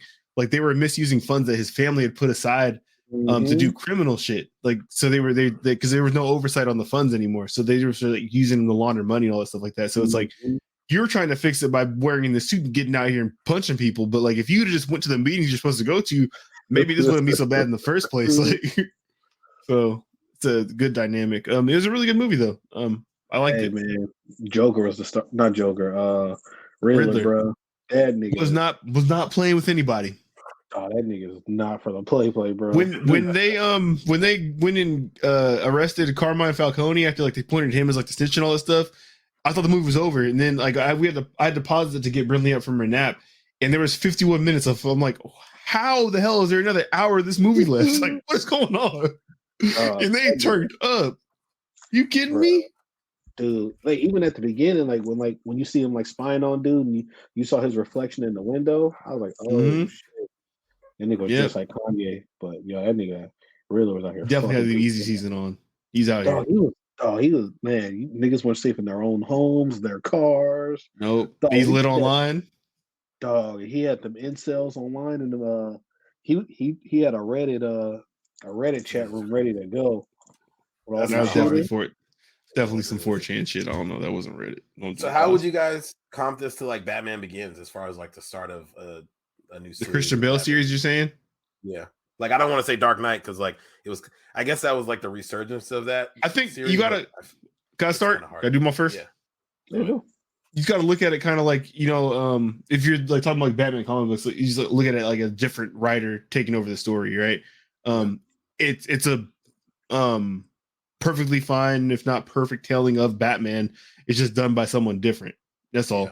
So it's not that it's necessarily like better or worse than that series or anything like that. It's just another way to tell the story. Yeah, it's different. Yeah, it's good though, man. Like you need to watch it. Like that shit's fire. Amira's going for the night, so I might watch it after we do our show and get some wings. Yeah, this might be like the most like grounded version of it because like I think what I had a complaint like during the whole entire thing that they never really made Batman feel heroic, and at least really not until like the very end of the movie that they really had it like feeling like heroic when you're seeing him and stuff like that. But even then, like there's just like this a big layer of grit on top of it, and I think like it's just what they were going for. It's like you don't get like the big swells of like when you see like a Captain America or something like that. or even like the Christian Bale Batman. I feel like when he like showed up to fight Bane at the end of the third movie and stuff like that, it was heroic. There's none of that in this. It just feels like desperate. Like I don't like this is like the worst Gotham City probably ever. Not worse than like how they set it up, but like the worst one. Like if you had to pick one to live in, like this is not the one you want to live in. This was like the Arkham games ones where the city's on lockdown type shit. It should have been on lockdown. I don't know how it wasn't. I don't know what people were doing in there. He was beating the shit out of people, bro. Like those first dudes at the first train station. Yeah, he beat the shit out of that dude. Mm-hmm. Did you recognize that one dude? The light. He's Robin. Yeah, from Titans. Yep. Yeah. It's interesting to me. Like obviously, Marvel has built their like success on tying everything together, making everything like meet at the Avengers and going from there, and that's where they've been good at. It's consistent quality. But it seems like the best DC shit we get is when it's, and I guess it's really only Batman because that's like the biggest DC thing that hits. But like when it's not trying to have you tie one movie, it doesn't have you Man of Steel, Man of Steel. Yeah, like Man of Steel, which eventually did tie in, but it didn't seem like it was meant to at first, and that was good. And then they're like, "Oh, hey, we're just gonna like now make this with Batman." But like, it seems like if you're gonna do Superman movies, just do like fuck Justice League, like, or don't worry, maybe mention them or like have it be a part of the movie, but just do a Superman movie and have it be that thing, or do a Batman movie because like the Dark Knight series when it's not like pushing him into something. Dude, he was a good Superman, and we just didn't. Perfect casting, and he was good. Like, dog, the movie was fire. Like, I don't know what the fuck happened. Like, I don't know, bro. I am excited because the theory is that he's gonna play John Shepard when they make the Mass Effect TV show that Amazon bought. He's playing Miranda. Calm down. Relax. What? Why? It's an important character. Sydney Sweeney. I feel like dye her hair black. The wrong Sydney part. The Julia Fox type of good acting chops. Does Julia Chop got cakes? I don't know about anymore, bro. Have you seen pictures of her recently? She do your research. Like, no, she on dog food right now. She looks a little doped out. Do your research. Hold on. No, she got the yeeks. I've seen. I saw it Uncut Gems. Well, I saw a picture at some awards. Respectfully, she was definitely looking a little dog foodish. Oh. Was it Blue Ribbon? Was it Blue Belt or the Blue Wolf? Whatever they talk about, the expensive one. She's doing the blue magic. It's still blue magic. Your time. Okay, I see the vision, and she kind of looked like Miranda in the face. Yeah, that's definitely the important part to nail of Miranda's face. Literally the most important part. Yeah, in the physical capabilities. Whatever, you horny ass niggas. But man. Probably watched it. That shit was fire. You need to check it out, Tyrell. I'm gonna watch it tonight. Once we get off here, I'm gonna watch it. You think they should tie it in with Joaquin's Phoenix, the Joker? I think whoever. I wish like they should shoot that movie to the fucking sun. Fuck that movie. Movie's fucking trash, bro. It's so funny. I love bringing that shit up at work because it's one of the most divisive movies ever, dog. Like you find people who are either like, "This is the best movie ever," or people who are like, "This is the worst movie ever made ever." It touches on mental health and his issues and coming up, and it's dope to see how he becomes Joker. It's like, bro, like that shit's trash, bro. That nigga had like a fake girlfriend for like a whole hour and a half. And he finds out, hey, she like dropped something outside of her door. She's like, "Oh, excuse me, can I help you?" And that nigga just ran back in his room. Like I thought it was. I can't comment because I haven't finished the movie. You don't need to, bro. Blake. No, I need you to finish the movie, dog. And the payoff at the end is just like, what is happening, nigga? When you watch it, I'll rewatch it too. Because nigga, that movie is ass. Oh my god, I don't have any. I don't because and this is like probably one of them things where it's like, well, I shouldn't say anything if I haven't seen the movie. But my complaint is like the Joker isn't somebody that needs understanding or like a backstory given to him because like the whole point of like why he's important and why he is like such a threat is that there is no understanding of like why he is how he is. Like he's chaos in a person. Like that's how Batman can't fuck with him because he can't do logic stuff to understand him. Like even so you giving him a movie and backstory. Lex Luthor said, like, bro, you're like the most dangerous person because, like, dog, you just do shit just to do it. There's no reasoning. Like, you just be wanting to kill shit for no reason. There's no logic. They basically wanted to make like Eternal Sunshine of the Spotless Mind, but like have the Joker be the main character. Because like nothing about the movie is the Joker except for like at the end, it's like he laughs. I watched the movie on a date before. You watching that movie? Sunshine of a Spotless Mind. Mm-hmm. I mean, me and Amara technically watched it on a date. Like, it wasn't a first date, but it was a date. So that's What's this movie called? I've never heard of it. It's a Jim Carrey movie from like early 2000s. The Jim Carrey serious movie though. It is good. Yeah. Hey, when we were in high school, like, 2007 to 2010, 11, whatever, like, we used to definitely watch some bullshit DVDs on dates, because you would just be like, oh, what's a movie we can put on and not pay attention to, but we got to pick one, so we can't switch like Netflix. You ain't really, well, at least I wasn't. I think I watched that on streaming. Oh, you talking about like reading or just like watching like a DVD? No, just like at the house. You have a girl over the house. I might have Pirate Bay. Matter of fact, yeah. I think a Pirate Bay and put the laptop to the TV. Pirate Bay. Nah, that's wild for a date. I'm definitely watching bullshit. I illegally downloaded this Jim Carrey non-comedy. You want to watch it? I hope you didn't smash that night. I hope it blew up in your face. If I did, I wouldn't talk about it. I'm a married man who's left the past in the past. So. And yeah, I don't know. I've seen. So I watched that shitty Wanted movie with. Was that when they curved bullets and shit? Nah, that movie was good. I fuck with that movie. Out of here, they curved. I watched Lakeview Terrace on a date before. Out the Blake double date. I don't understand why you hate Lakeview Terrace. That wasn't a bad movie. I just want the garden nose Sam Jackson had paused. This shit was hard. You old as hell. I remember like the shit was on fire behind his house, and like he's like out there watering his lawn, and he tips the shit off, and he's like, yeah, and he's talking to the white dude just giving him the shit like he's getting the whole movie. Oh my god, I love that. I love the like unnecessarily mean neighbor movies, or like Ma. I haven't seen Ma, and I'm mad because I want to go see it in theaters. I just haven't seen it. I went on a double date and saw in middle school. We went to we walked to the movie theater by the crib and saw fucking March of the Penguins because these bitches wanted to see that shit. You watched a David Attenborough movie on a double date? You are down bad tremendous. Holy shit, nigga. You went to the theater to see March the Penguin for some bitches? That was the one with Morgan Freeman was narrating there, right? Oh, it was Morgan Freeman? Okay, my bad. Disrespect. That's my bad. Hilarious. Oh, yeah. What? I remember that movie was popular as fuck. We wouldn't have had. I'll tell you who it was with too, like who I went with, and the two chicks were like later. I don't want to put the names out there. You worried about? Okay, no. I respect it. Look at you, man. Chat. Well, no, because I'm happy for you. That means you're in a good place in life, man. I ain't even trying to. I ain't gonna hold you, man. I don't even want to say everybody's name and shit. Yeah, you good. You good, man. Yeah, we're gonna snitch on wax. All right, there you go, Tyrell. Wait, did that pop up? It's private chat. Yeah, no. You put it to the YouTube. Yeah. Oops. All right, let's stop bullshit. Let's stop bullshitting. I still haven't seen it. Tyrell, you remember those names? I don't see the names. Oh, sorry. I do. Y'all want to talk about the Netflix? I got work. Wow. That's nasty business. That's nasty business. All right. Now she's like famous now. Stop. This list is short. Don't say that. Because she is. Shout out to this Kobe painting I have in my room. Jamal, you want to talk? You put the Netflix? Blake, what are you doing? Oh yeah, I've seen what was it like there? What was it? I know I've seen something with like Elon Musk. I can pull up the article, but I know like their stock is down like what, about 35%. Because they lost subscribers. They dropped 200,000 subscribers, and they're predicted to drop even more than that. And this is the first time they've ever gone backwards in subscribers.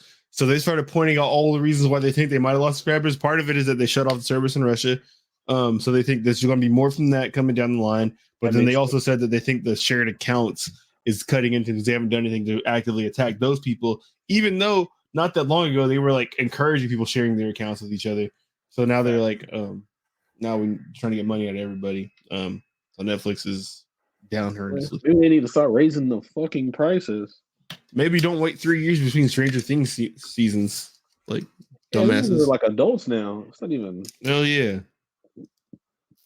Yeah, they put out a lot of stuff, and they don't necessarily put out a lot of good stuff.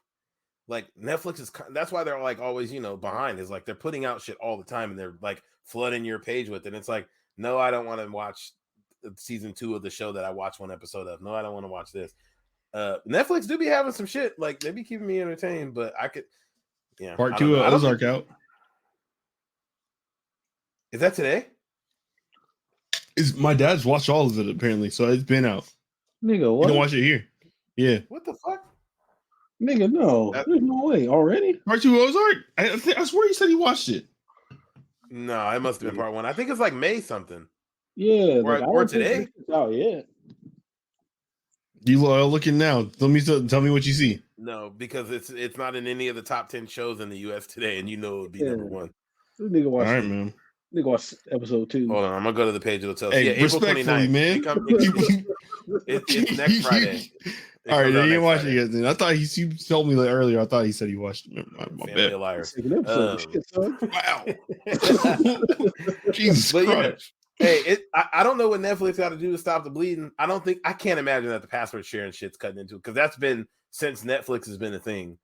The password sharing. They estimate there's like 100 million people that aren't paying for that user service. Oh, shit. But it's not like all 100 million people of those people are going to be like, all right, I don't got a password anymore. Like, I'll pay for it now. You figure if they're down this much because they lost 200,000 subscribers in a month, if they get like 25% of 100 million, like, do you think they would get 25% of 100 million? I don't know, but I'm just saying people like are using their shit and not paying for it. So you got to think if you can get some percentage of 100 million, probably be okay. Like, yeah, I got that. Jamal, it's funny. Jamal uses somebody else's. You get the shit free through T-Mobile. Like you can just sign up. Well, it's free for you as the user, but I'm saying there's money being exchanged. Like they're not. Netflix ain't losing bread over you getting T-Mobile. Jamal sharing passwords. He don't got to do so if you think it's like 100 million people that are using your stuff and not paying for it, what percentage do you need in order to not have a 200,000 person loss? It's not a big one. Yeah, I guess it's less than 1%. Yeah, you can make that up. Yeah, probably do something. Yeah. Because out of convenience, some people would be like, I have $14 a month. Yeah. Somebody might. Netflix used to be $6.99 a month back in the day. Man, yeah, no, they got shows back in now. the day. That was like 7 years ago. It's a long time. A lot of things have changed. Hell yeah, for sure. We are in a crazy period of inflation. And we're about to have a recession. Not to speak doom to shit, but shout out Netflix. Hey, them Netflix reality shows be entertaining. We've been watching The Ultimatum on Netflix. It's a bunch of fucking idiots. Yeah, like one of the most toxic dating shows ever. I don't So somebody made the point that they should have done it. So basically the premise of the show is one person in a relationship gave their partner like, hey, we need to get married soon or now, or we're breaking up. And they go on this show and date other people for a week. And then they choose who they're going to live with for 3 weeks in like a fucking 300 square foot hotel room for 3 weeks. But their partner is like, their partner is like, there when they decide who they're going to be with, or they like are there when they're on these dates, like they're also going on dates and shit. It's the worst thing I've ever seen. And then they use people who are like 23. The oldest person on the show is 30, so they use people who are 23 to 30 who are being given ultimatums of like, I need to get married next year or we're breaking up. And then I'm gonna go date somebody else for 3 weeks. It is insane to watch, but it's fun. Like, have y'all ever issued an ultimatum in a relationship? No. Without revealing too much if you don't want to. I've never had a reason to. Been issued one? I just had an idea. Eat this pussy or sleep on the couch. Nah, I never had one. Never had one issued. I've had hella chicks try to give me ultimatums. Look at him. Untouchable. Yeah. Me and Jamal have lived different lives. No, I just had a dope. Be a dope idea for like one of them dating shows. So I had 10 men, 10 women, right? But they're porn stars. So why do you think they'd be interesting? Wait, do you know that exists already?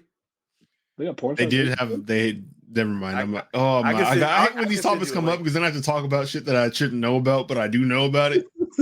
I can send you a link once we're done here. They did have a reality show. Oh wow! There's a website that still got one going. What was that? What was that free app that used to be on Xbox 360 where like you could like stream and watch like shows and movies? What's it like? Crackle? Crackle, right? Forever, I feel like. Well, I remember they had like a reality show in there, and it was like I can't remember the porn star's name, but like it was like following her life like outside, like after she's done and stuff, and just like her like everyday life now that she's done working and like how the work affects like her family life and her kids. And I remember. I know 2 shows that I can think of to give you the name of or who it might be, but like if I do that, then it's like no, like why do you know that? And like I think this is when my family's going. What people would say that? You think your dad's gonna pop up from behind that door? Like the well, like they're gonna listen to this. Your mom the names of the show. That too. Everybody. I don't know the name of the show, but I can think of people who it might be who were on the show. Because I know 2 shows like that. I'm gonna die when your mom texts you. It's like, Blake, you could just be free. You say whatever you want. Hey, put it in the private jet. But I can't though. What do you mean you can't put it in the private jet? Nigga, no, I can do that. Hold on. You're a man, Damon. Yeah, I don't feel like it. Yeah, you pay taxes. All right, y'all want to talk a little Hold on, no. Oh, I gotta tell y'all because this is an ultimatum thing. So I never issued an ultimatum before. Well, no, did I? No, but I got it. This is well, it's not really funny. It's funny now that we look back on it. But like when I first became vegan, like I was like, I really regret this. I was like an asshole to Brie. Because I had watched the shit and I was like, well, like how could you not like just look at it? Like you don't have to eat this, you don't have to do that, you don't have to like you're like just hurting the planet and all this shit. And like I was just kind of just being like a dick. Like wow. I don't understand how like you could see the information and just keep doing what you're doing. And it just really wasn't fair. I feel bad about that. You did that to us, and I can only imagine her living with you. I know y'all tried to like challenge me on shit, and then I was like, no, you for sure told us to watch What the Health, and we're like, if you don't watch What the Health and change your lifestyle, use anyway. I didn't say that. I asked you to watch it though. Continue with your story. I didn't. Can you point out that I'm not lying about that though? It's cap. Continue with your story. Whatever. No, that's all. True. Yeah. Damn. So wait. So she told you like what? Shut the fuck up, or I'm leaving. No. I was just like, I don't know, like, how could you? I don't know how you could like go and keep doing what you're doing. I didn't give an ultimatum, but I was just like, it don't make sense to me. I was being it's hurting me. I was being an asshole. Like, yeah, no. I'm glad you're a better man. Shout out to me too. I'm happy she was patient enough to realize I was being stupid. You can't have triumph without trials, my boy. Yeah, that's how we remain strong to this day, man. Yeah, you can take that one, Jamal. You can use that later. I was trying to think the word trials and the word triumph. I'm like, it's not, but you can't have triumph without trials. Anyway, because I'm Triumph the Pumpy Dog, and I am a real puppet. Y'all want to talk about wide back Deebo Samuels wanting to get the fuck up out of what's the price?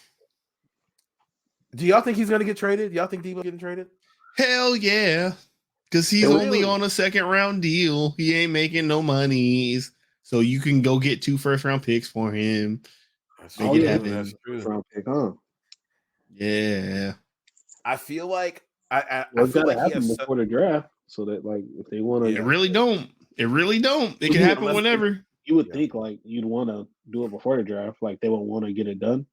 It's possible, but at the same time, it's like it's not like one of those things where the cap changes around what happens later or sooner because he's a 2nd round pick. So no matter when you trade him, it's the same amount of money. It don't matter. Yeah. I only think it would happen before the draft because this time last week, there was like, oh, Deebo, AJ, and Terry need to get paid. And then this week, it's like he's never showing up again. He's not talking to anybody. He's ignoring phone calls. Like it escalated so quick. I would just assume that they're going to be like, all right, let's get this shit done with. Their only problem is like if they want to get a player back and not just picks, they still have Jimmy on their roster and they're not planning on necessarily playing him as the starter. They need to make sure they get him out of there before they do this Deebo thing so they can accept more salary. Because if not, then like they're going to be kind of this is the part on Madden where you just package them both together and you get like all the 1st round picks and Myles Garrett and also like another. Would that have to be like the Steelers on the other end of that probably though, right? It's like the only team that would need both of them. Yeah, and I don't think Steelers need him necessarily. Like it might be helpful, but their receiver room is already good enough. And knowing the Steelers this year, they're going to find like the best receiver in the draft in the 5th round or some shit. Just one of them years. I also don't think I know it's like they offered to pay him like top of the wide receiver chain money, and I do think he's really good and could be worth it. I can't really see another team, at least not a good team. Maybe the Jets would. I can't really see another team giving him $25 to $30 million. Like you're not.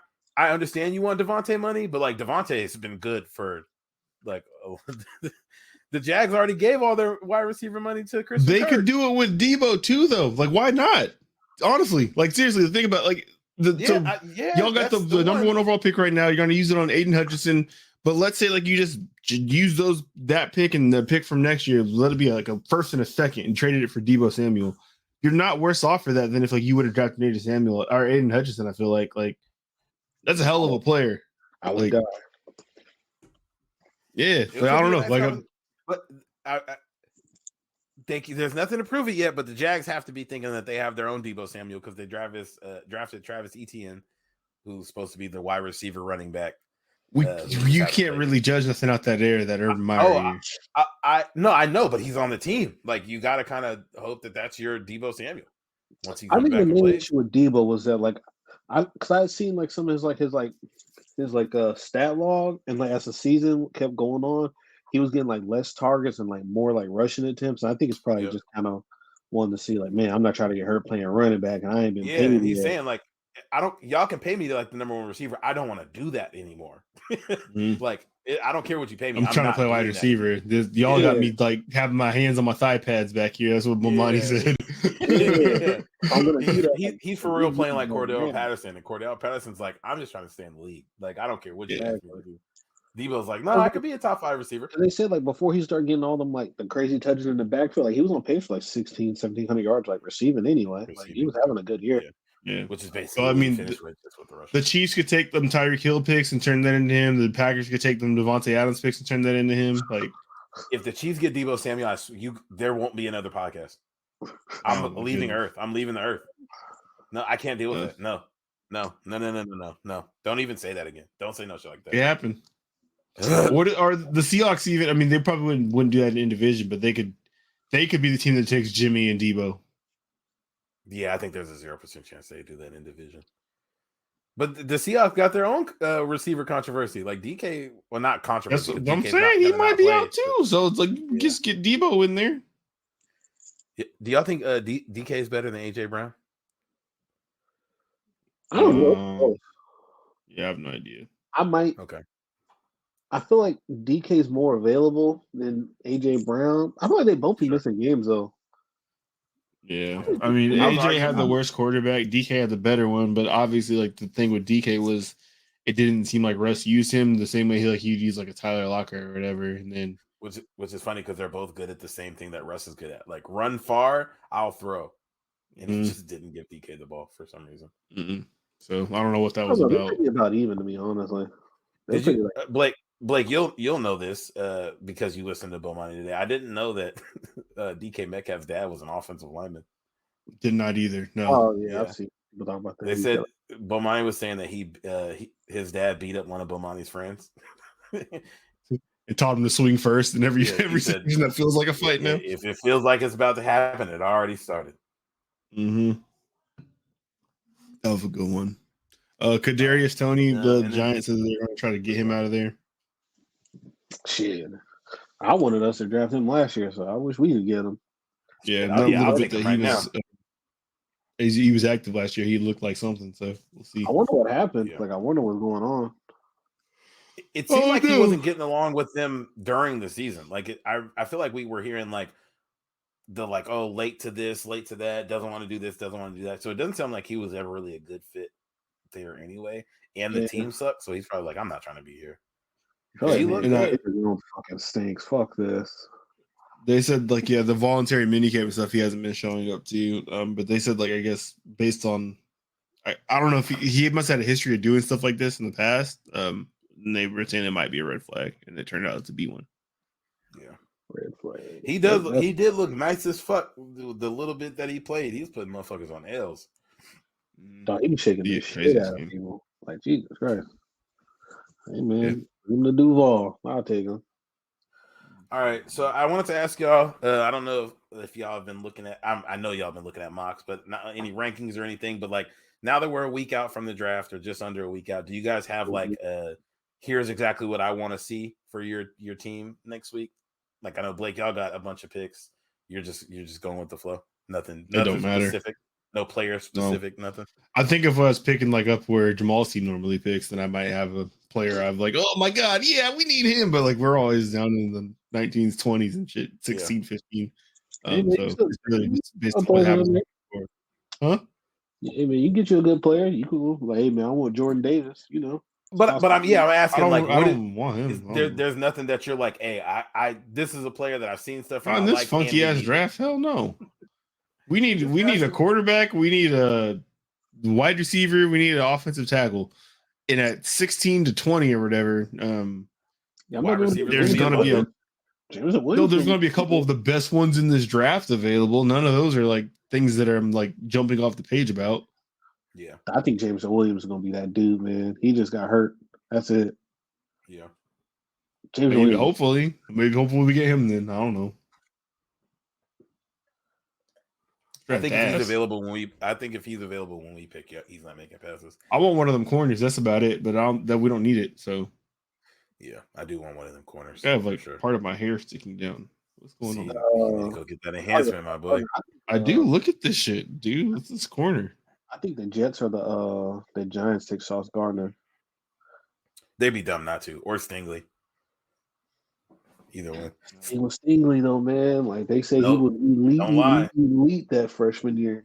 But I know he had like a great injury, and they say like he's been kind of hobbled by injuries. But I know not even that. If I'm not mistaken, so his sophomore year, his second year, he started playing and was like, it was the COVID year. Jamar Chase sat out. They started stinking it up, and he was like, "All right, dude, like I'm sitting it down for the year." And then the next year, he hurt his foot, but that was the summer going into the season. Like his foot injury was August of last year. I think the injury shit's overblown. And yes, I'm being a homer.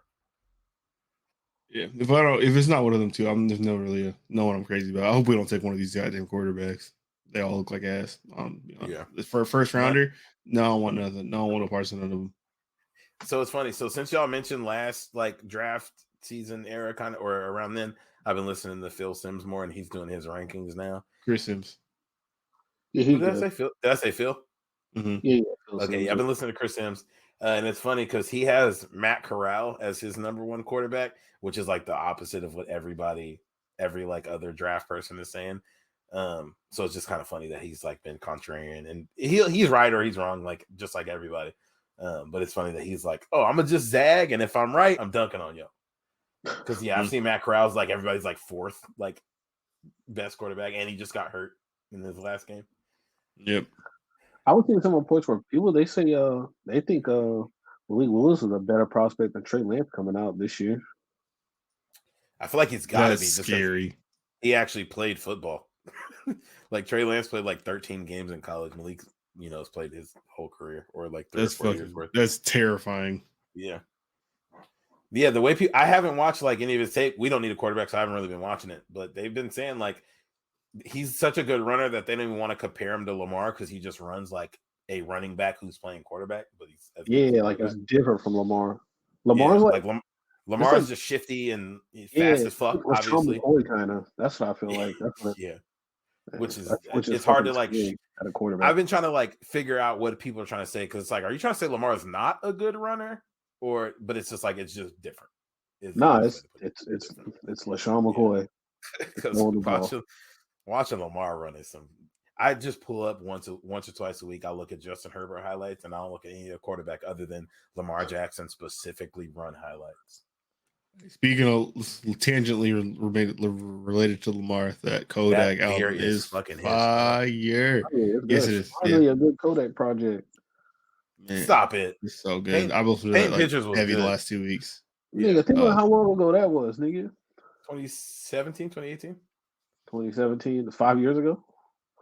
When's the last time Kendrick had an album? Come on, what are we doing? Okay. Kodak went to Kodak like since Painting Pictures. He caught the Big T pardon. Oh yeah, he did get pardoned by Trump, huh? Yes, he did. That's hilarious. What other rappers did Trump free? Did he get Wayne, Kodak, and A$AP Rocky? He got A$AP Rocky out there. Yep. He said keep Pooh Shiesty. But I feel like the A$AP Rocky one was like anybody would have, because Trump got fucking LiAngelo Ball out of jail. Trump was freeing niggas for a little bit. He didn't free none of the niggas we wanted him to free, like the niggas, but Who Joey let out?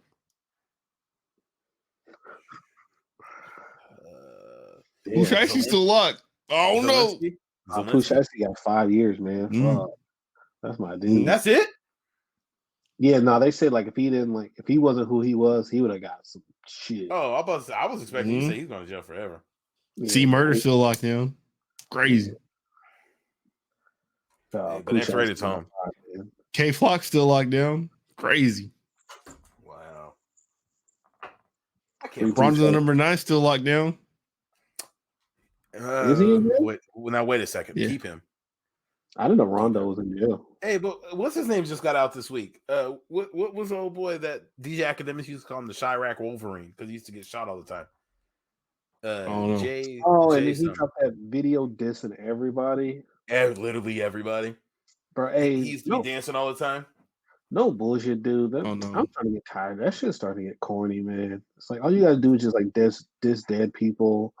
And like I'm kind of over like some of that shit be hard, but I can only want to like listen. I can kind of sense that a lot of people are over that. Like that's definitely fallen by the wayside for a lot. Of artists. Yeah, it's like, bro, like, you guys are talented. But all you guys want to do is just like be hella disrespectful and diss dead people and like just man, it's I'm over that shit, man. I don't want to get that shit. It all changed after Vaughn died, man. Because Vaughn made that shit sound cool. He fitted into good raps. But once he died, I didn't want to hear that no more.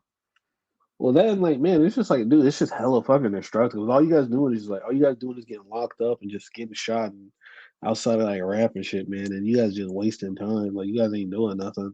Yeah.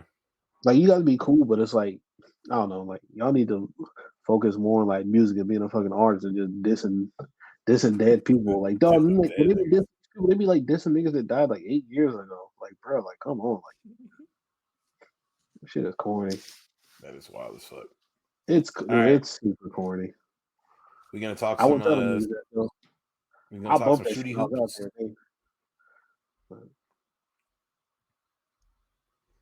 What y'all think about the playoffs? What's been y'all favorite series so far?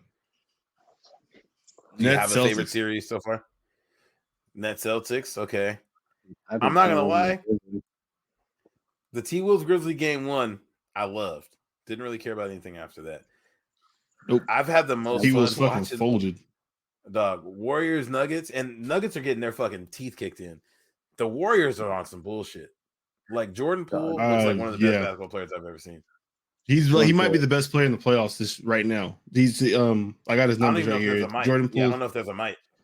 28.7 points a game, 3 rebounds, 4.7 assists on 67, 60, 81% shooting splits. 60, 80. Nigga, when we make the joke of like, oh, he hasn't missed a shot. I've dead ass have not seen Jordan Poole miss a shot in the last 3 games. Like, I don't know how he's different, bro. 60%. Like, he's getting to the rim, coming jelly and shit, coming up and under. He's hitting Steph Curry range threes. He's hitting step backs. His passes Steph coming off the like, bench. He had Steph. And the TNT broadcast made sure to every single time they got to speak, make sure you knew Steph came off the bench that game. But he's hitting he threw the ball and then hit it with his elbow to somebody, like in traffic. He's doing behind the back over. I'm like, yo, I ain't never seen a motherfucker jump on the scene like this in the playoffs. Like, we knew he was good. He was good during the regular season. But like, I ain't never seen Anthony Edwards' first playoff game, great. Who else had their first playoff game that was crazy? The same day, I think, as Ant. Jalen Brunson had 2 back-to-back, but Jordan Poole's on some different shit. He's on some different shit. It's crazy. Somebody could offer him a max. Nah, he's not leaving Golden State. I don't think he's leaving Golden State. Because by the time he's ready to get paid, Draymond gonna be ready to retire or some stupid shit like that. They can't pay him, Clay, Steph, and Draymond. They can. They're not all maxes. They're all maxes. Draymond's not a max. No, I don't think so. No, and I don't think Clay is either. And by the time because Jordan Poole's a second-year player, so 2 years. Andrew Wiggins can go. He's gone. He's for the streets. He's replaceable. Yeah, he's replaceable. By the time that comes around, what'd you say? Yeah, all right. No, shut up. Don't repeat that. By the time it comes time for Jordan Poole to get paid, I think Draymond, Steph, and Clay will be like, hey, man, I've been in the league for 15, 14, 15 years, whatever. Like, I'll take a little bit of a pay cut. Steph's made $500 million, $600 million at this point. Like, he'll take a little bit. I can get 2 more rings if I'm playing with Young Bull. Okay. Shout out to all the Pokemon trainers that got Andrew Wiggins starting in the All-Star game. And look at what a franchise does when they don't let their best player run the team, but they're like, no, we're just gonna like continue doing like player development and like drafting good players and like developing people here instead of trading for Carmelo or Russ. LeBron? No, I'm taking a shot at the Lakers. I think because we did it with Kobe and then we did it with LeBron. Like, hey, what do you want to do instead of like actually running the team? Which has been so stupid. Trusted the process. So next series we want to talk about the Mavericks and Jazz.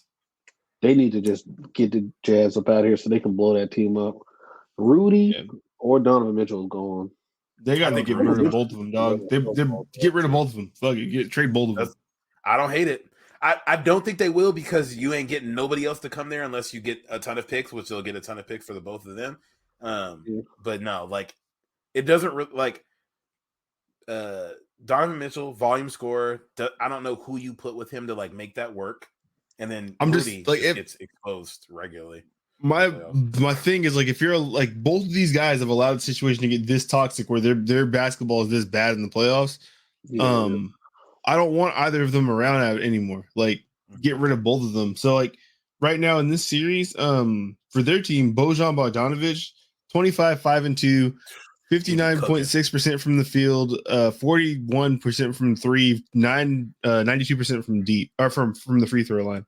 Like he's hooping. Jordan Clarkson is he's 15-1-1, 63% from the field, 44% from deep, and he's perfect on his free throws so far in the series. Like, but like Donovan Mitchell shooting like I think 41%, like 30% from deep or something like that. Rudy Gobert is getting exposed on defense, like. And both those guys are like taking up most of their possessions and shit. So it's like, why am I gonna try to build my team around you two when you guys aren't playing productive basketball as it is? Like, just Quinn Snyder's obviously like a decent enough coach. Like, let him work with a roster of guys who are gonna buy in and play good basketball together, rather than these two guys who don't want to work with each other and are making everything else work for everybody else. I feel like to that point, I think Rudy needs to be moved because I don't think Rudy can be. Like, we've seen now 3 playoffs in a row where a team is like, oh, we just have a small lineup and shoot threes, and there's nothing he can do about it. Like, I don't think he can be on a team that's trying to win. But in the scenario you just named, like, Donovan got to go, and Rudy could stay. Because, like, you have a Defensive Player of the Year candidate every year who, in the playoffs, is a defensive liability every single year. They could trade Rudy for Cat, and it would work. Yeah, then from, like, a team-building standpoint, just like, bro, like, both teams. You can't pay like somebody that much just for like that. Like you can't give them the ball. Yeah, that probably was a mistake. $45 million absolutely a mistake. Oh, yeah, but I think next year his salary hit is $47 million, bro. And it's Utah. Yeah. I think if that's any other team, well, not any other team, but most other teams other than Utah, where it's like if we don't draft you or trade for you, they have no shot of getting a superstar. Yeah, nobody wants to live in Utah, bro. Yeah, it's tough. But yeah, that team is fraudulent. Like watching just about any team can beat them if you have a lineup where you can run small. Mm-hmm. Like if they're playing the Warriors right now, like Denver has fought back and like Jokic is doing his shit. He's cooking when he's not getting ejected. Rightfully so, really, because he's out. He's tired as fuck, dude. He's not hitting no threes this series either. But Aaron Gordon's playing like ass. Like he's not. He's Jokic is hurting, bro. Yeah, because they keep targeting him on defense too. Like they keep making it so like he's the one who has to like switch on to whoever the ball carrier is, and they're just wearing him the hell out. Like this is sad. Like that's gotta be a painful feeling, which sucks too. Because like with Jamal Murray and Michael Porter, like that's a legit play or title contender, in my opinion. Yeah, we may never see that team again. That the last time we saw them in full strength was the bubble. Yeah. Yep. Bubble. And is Jamal Torres ACL last year? Yeah, last year, not in the bubble. Mm-hmm. Got that Jamal need to go back and get old girl, bring his life back. Oh, that was funny. He posted his dick getting sucked on Instagram. That's hilarious. Speaking of people getting targeted, they've been on KD ass. Hold on, you hopping to the other conference. Was there another my game in bad. the I was just going by series. Okay, my bad. Oh, What yeah. order are you going? Pelicans. No order. Yeah. No order. I'm just spouting Okay. them all. Either way, so Maxi Kleber inside the Mavs Jazz series also highlight because I got some people I wrote down like their good performances and shit. Okay. He's at 17 points a game, 4 rebounds, 1.7 assists, shooting 64% from the field, 66% from deep, 75% from the line. Jalen Brunson, 32 points a game, 5 rebounds, 5 assists, 50% from the field, 41% from deep, 85% from the line. It's everybody from that series. Want to do the? You say if you say a year and a half ago, 2 years ago, that Luka and Kristaps Porzingis are going to miss a Maverick series against the Jazz in the playoffs, I'm like, wow, they're probably going to get swept. It's the exact opposite. Yep, Maxi Kleber and Jalen Brunson step up big time to keep the ball rolling. Yeah, Jalen Brunson's been on a mission, and I think he's an unrestricted free agent this offseason, so he's about to get a bag. They're talking about the Knicks, man. Be the best point guard I've ever seen him have. Hey, shit, I wouldn't hate it at all. Yeah. Suns, Pelicans. Yeah, they're playing right now. Yeah, series have been a bit more competitive than most people thought. I think more than we thought for sure. We thought that was like a smoke show. And after the first game, it looked like okay, they're about to walk through this, and then Booker gets hurt, and the Pelicans are fighting. Yeah, Brandon Ingram has been playing very good basketball as well. Devin Booker, when he was playing, 28 a game, 3 rebounds, 4.5 assists, 52% from the field, 58% from deep, 83% from the line. See Chris Paul at 23 per game, 4 rebounds, 12 assists, 53% from the field, 50% from deep, perfect on free throws. Ayton's 15 rebounds or 15 points, 9 boards, 3 assists, 66% from the field. But good players getting hurt in the playoffs fucking sucks, dude. Like, yeah, it's trash. Complete I don't think the Suns will lose. Like, I still think the Suns are good enough, and I don't know what the score is right now. I still think they're good enough to get past the Pelicans, and hopefully Devin's back. They said 2 to 3 weeks, so I guess maybe by the middle of next series. But like, your best player essentially gets hurt. Like, derails the whole shit. You've been the best team in the league all season, and a freak hamstring injury fucks over your best player, and like, whole shit looks different now. It's trash, man. This shit sucks, but yeah. Like, I was gonna say that the team in the other conference is dealing with that right now with Chris Middleton. Yeah. Mm-hmm. Yeah, I mean, BI is doing his thing. He's at 27 and a half per game, 8 boards, and what does that say? $1 to win it all. 8 boards, 6.5 assists, 50% from the field, 80% from deep, and perfect from the line. Hate to see it. Yeah. No, this series has been fairly unexciting though. Like, obviously the Pelicans are battling, but hasn't been. I just really wonder, like, I mean, they plug Zion back in. If BI keeps that level of play, CJ McCollum's got to play better. He's not been doing that well, and everyone else on the team needs to play better. But wonder what that would be. Shout out to the baby Lakers, man. Playing everywhere. They're playing good everywhere except LA. Mm-hmm. What else you got on this side? Yeah. Oh my God, Minnesota's just been so disappointing, dude. Like them blowing that lead like 20-something plus points yesterday with calling no timeouts. Like, don't make no sense, dude. Anthony Edwards has been better than advertised. But Karl Anthony Towns is just so goddamn disappointing, dude. Like, have all the talent in the world and just zero driver, zero fight, and zero awareness of what's going on the court to get all these damn fouls and like the limited amount of minutes and games that you've been in. The stupid fouls, like fight with people in the post when you don't have to fight no more. Nigga, they got a video of him on the sideline talking to Greg Monroe, I think, and he says, "Yeah, we in Minnesota now." And I think they said they scored they were 0 for 15 after that or some stupid shit, which the Wolves are good for. They went 1-0 2 years ago, and they were like, the Wolves are going to be bad, like make it with the SpongeBob uppercase, lowercase letters, and then they won 6 games.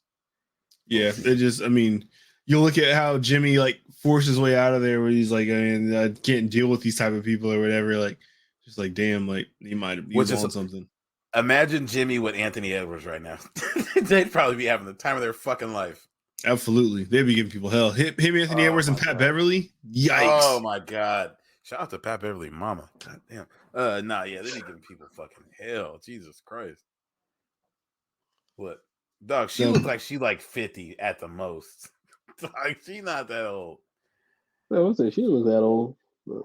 I don't know. I didn't say she did. I'm, Hey, things I'm not tracking. I tweeted this the other day. You know what's crazy about the Warriors? James Wiseman plays for them, and nobody gives a fuck. Like he's on the roster. So far, but the Warriors, like, obviously Anthony Edwards wasn't an option for them because of the trade, but like they had a top 2 overall pick and fumbled it in the middle of a run, and they kind of look like they can pick hurt, but he can still be good. Like the dude clearly has like the talent. Oh, like, yeah, for sure. Like, it's not too late, but like I don't think the Warriors are the favorite to come out the West right now, but like I don't know which team in the West I'd pick to beat the Warriors. Jordan Poole was like the 29th pick, so I mean they're picking well when it's not up there. Yeah, yeah, like it's just incredible for a team that like people are like, oh shit, the Warriors got the number 2 overall pick. We're fucks, and they fumbled the number 2 overall pick, and they're still about to potentially make a championship. Yeah, incredible. What else on that side? Mellow. That's all of them actually. So yeah, we can go to the Nets Celtics then. Goddamn Jason Tatum, bro. 2-way factor. No, like not even just like he's taking that like leap. 2-way factor, like elite 2-way player, like beyond elite on offense, one of the better offensive players in the league, and then fucking clamp on defense. They said that game 1, KD had like 29, and whenever Jason Tatum guarded, he had 4 points. Yep. It was like him and Al Horford have been doing their damn thing on defense. Him, Al Horford, and Tice. They've all been like switching on to KD and just like playing him physical, beating the hell out of him like the whole entire game, dude. And I've never seen KD like in this type of way where he just looks like out of it. Like and their offense is so bad that there's no options. Like it's either Kyrie get the ball, do something. KD get the ball, do something. There's no real other like. Dude, I forgot about Joe Harris, bro. I don't feel like I haven't seen him play all year. It's like I know he's been hurt. He's been hurt since like Christmas, I think. He got hurt. Bruce Brown stepped up in his absence. Bruce Brown's been big. And Bruce Brown's been cooking. Ben Simmons, Ben Simmons looked like he walking for Louis Vuitton every fucking game. He come in dripping. That's the help. Hey, man, we need more space for Kyrie and KD to do their thing. Oh, hey, a guy that can really space the floor, Ben freaking Simmons. It's not even. I don't think the space thing's gonna. It's not gonna matter with him coming in. I don't feel like. As far as like them losing space, the fact is, yeah, it's like it's the screens and all the stuff that Katie's running off to come get the ball. He's getting whooped before he even gets there. And like, I think what was I listening to today? Someone was saying the point that like if all 5 of us are fouling all the time on the floor, like just playing physical basketball, they're not going to call fouls on 5 players at the same time. So it's like as long as we maintain that as like the normal for what we're doing, we can keep that level of effort up. And that's what the Celtics are like been about this series. Like they just been putting the pause on KD like all the time. Yeah. You can, and KD's so good that you can let Kyrie do whatever he wants. Kyrie can go for 45 a night, and it's not going to matter if KD is only getting you 25, which sounds crazy. But the only place I can see Ben Simmons helping is like KD's been having to guard Jason Tatum, and Jason Tatum is fucking impossible on offense at this point. Like Jason Tatum has everything in his bag. Like he has the handle, he has the 3, he has the mid range, he can dunk on you, take you to the rack. Like Jason Tatum can do everything on offense, and then he's locking you up on defense. Yep, and like last game, like KD goes for 27 points on 17 shots. And that should be good, but he went 4 of 17. That's crazy. Yeah. And it's funny because we talk about LeBron in year this, LeBron in year that, he's doing this and that. KD is in year 15. Like you can't really be like putting the whole boat on his back anymore. Like you can't put everything 15 on years. 15. Like I remember year 15 LeBron, we were like, LeBron probably got like 2 years left. Year 13. 13? 2007? Yeah, 13 years. 10, 18, 19, 20, 21, 22. 9, 3 plus 2. What's that? Wait, hold on. Wait, what year is he? It's 15 calendar years, but it might be year like 13 or 14. Yeah, on his basketball reference thing says he experienced 13 years because he missed the whole year because of his Achilles thing. So I think maybe you take that off. Oh, they don't count that. Okay, so I think it might be year 14, but because he drafted in 2007, so it would be 15 years ago. But so 14, but 14, 15 years of playing basketball, and KD don't be missing the playoffs other than when he misses like a season for being hurt. So like that's a lot of basketball to expect. Like, all right, KD, Kyrie, figure it out. Because like you're never in no possession during this series have you ever expected anybody else to do something. You're happy when Curry hits a three. You're happy when Bruce Brown gets a layup. You're happy when Bruce Brown shoots a three or something like that. But like it's like, okay, we're expecting Kyrie and KD to give us like a combined 60 points a game. Yeah, Bruce Brown's been good for them on the threes too. I mean, he's at 66% from the field, 80% from deep, and perfect from the line.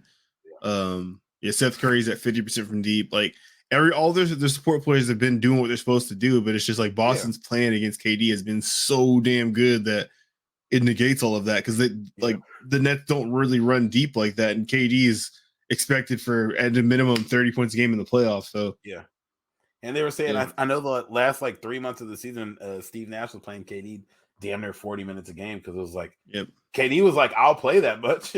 And Steve Nash was like, okay. And Tatum's at 43 minutes a game in this series. Yeah. And he looks great. Like, he don't look like he's breaking a sweat. I'm just worried about like them whenever it comes time for them to get to like the Milwaukee's or whatever. Even I don't know what the bracket looks like if they like play the Heat next round, but like, you can't keep running him like this. The Celtics and Milwaukee are going to play next round.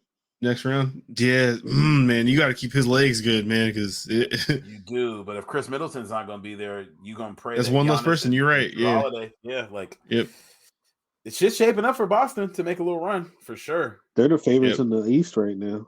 Yeah. That defense is for real. That defense is for real. Having a defensive player of the year, literally, and then having your best player decide that he wants to be defensive player of the year in the playoffs. Great strategy. That's a really good strategy to have. And just how smart they move the ball in offense too. I mean, Al Horford hitting his shots up the corner the way he's been hitting them. Marcus Smart making the right play. That too, yeah. Marcus Smart making the right play, like not forcing shit like he was known for doing in the past. Yeah. Like Jaylen Brown being consistent like he's been. Like it's looking good over there. Having Jaylen Brown being your second best player, but like your fourth most important player, seems like set up for a championship for sure. Yeah. I know, looking good over there. That was a big ass dog sneeze. God damn. Yeah. Learning something. Yeah. She was like, good. We got Danes over here. That's crazy. Bulls, Milwaukee. Bulls have taken a game. I didn't think that would happen. Yeah. They smoked them today though, didn't they? They Milwaukee did. Them. Yeah, Milwaukee blasted them. They won by like 30. If they should. Yeah, they kind of. They won 111 to 81, exactly 30. Oh, the Hawks got one. Oh, sorry, I didn't look at any scores. I was just surprised. No, but the Bucks should walk through the first series for sure. Them giving up one game isn't like crazy. I feel like the game where your player gets hurt, it's easy to lose that game. Like. The guys kind of get out of it, whatever. Yeah, Phoenix losing or Devin Booker that game and then losing the game is not surprising. I don't think they should lose again because it's just hard to like, oh shit, one of our best guys is out. Like you got to kind of try to adjust, and it doesn't really work out that way. But yeah, I don't have much to say about that series. I have Milwaukee to win it all. DeMar DeRozan was fucking cooking 2 nights ago though at 41. Yeah. Alex Caruso, another baby Laker. Doing everything like, I'll guard the best player. Giannis is at 30 and 17 per game. Throw that out there. Pretty good at basketball. 6 assists too. Pretty fucking good at basketball. That's my guy, man. It's an imposing individual. Yeah, 30 and 17 is fucking dumb. Yeah, that's ridiculous. It's pretty crazy. Hey, we had a little back and forth a little bit about Giannis being better than KG, and your stats were making it look a little iffy, but damn, 30 and 17 is dumb. Yeah, it's hard. Giannis is one of them. Giannis is one of them ones for sure. Yeah, he's up there. There ain't no doubt in that. It will be fun though to see what Chicago can build off of. Like they're gonna lose this series, but like they don't have Lonzo. Like this was their first year of that team being together. They started out super hot. So it'll be fun to see. They did way better than I thought they were going to do. I thought they were going to miss the playoffs this year. I think people are going to be mad at DeMar DeRozan's contract next year. You think so? I think there's going to be a regression. Absolutely. He takes stupid ass shots, but he makes them. So I think that's not going to stay.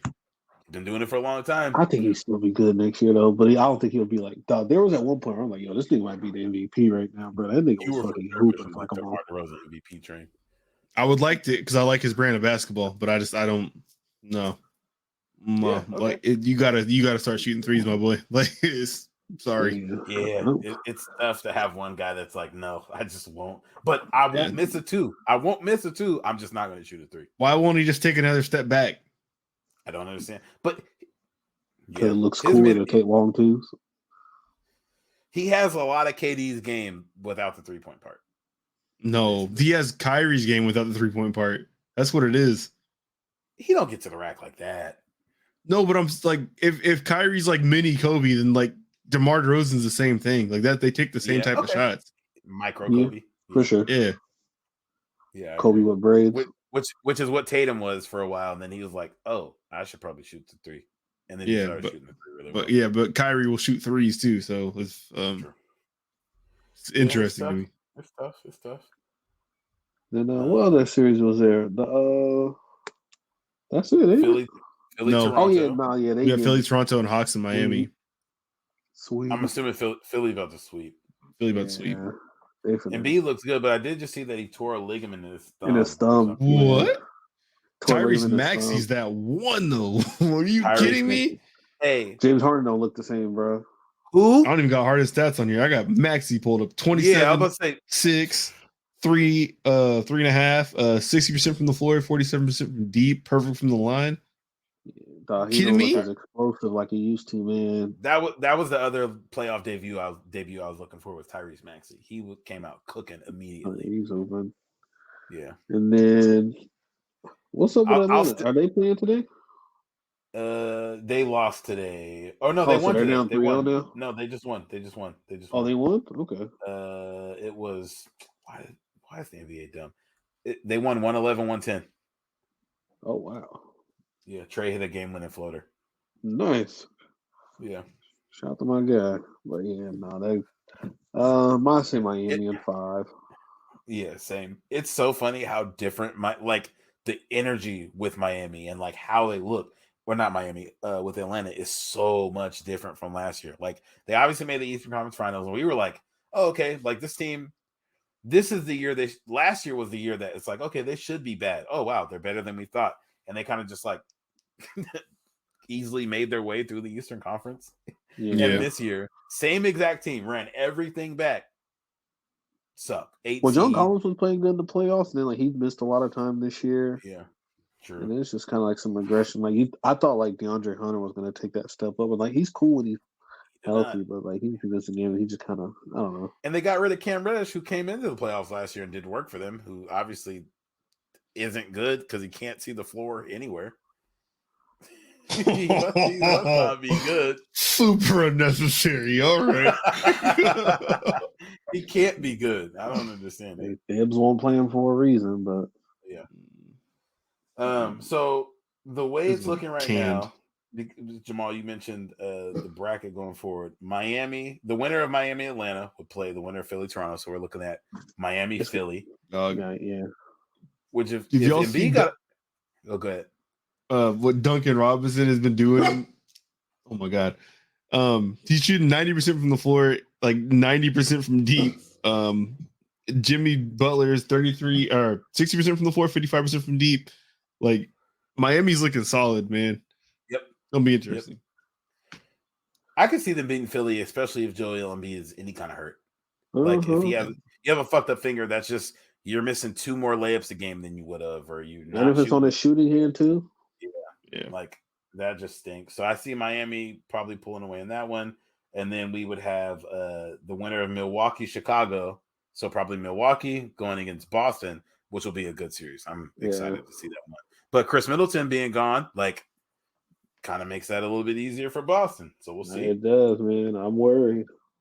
And then we'd have Phoenix, or the winner of Phoenix, New Orleans playing the winner of Dallas, Utah. So it's looking like Phoenix versus Dallas. Luka will be back by that point. Maybe. Hopefully Devin Booker comes back partway through that series because they will need him. And then we're looking at the winner of Memphis, Minnesota playing Golden State, which either one of those will be fun just because young people. Yeah, I do want to see Ja play Stephen M again. Though. Yeah, because they got them out of there in the play-in last year. Playing, yeah, I want to see. Yeah, I want Ja to see Morant a went the full fuck series of off. that.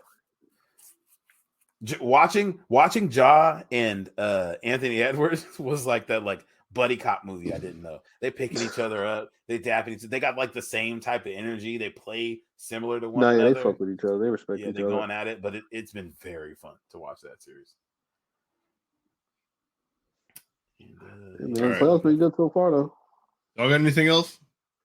Nah, man, that's pretty much it. I do not, my boy. Let's punch it, man. I'm saying, I know it's getting late out there, man. Amen. Well, man, it was an honor to pod with you guys, man. I love this. Put hands and feet on your ass. Hey, man, shout out to the listeners, man. Thank you for listening. If you're still here, 5 stars, like, subscribe, share, comment. Fuck. Get my cash out. That's it. Peace. I got no music or sound effects or anything for you. Bye.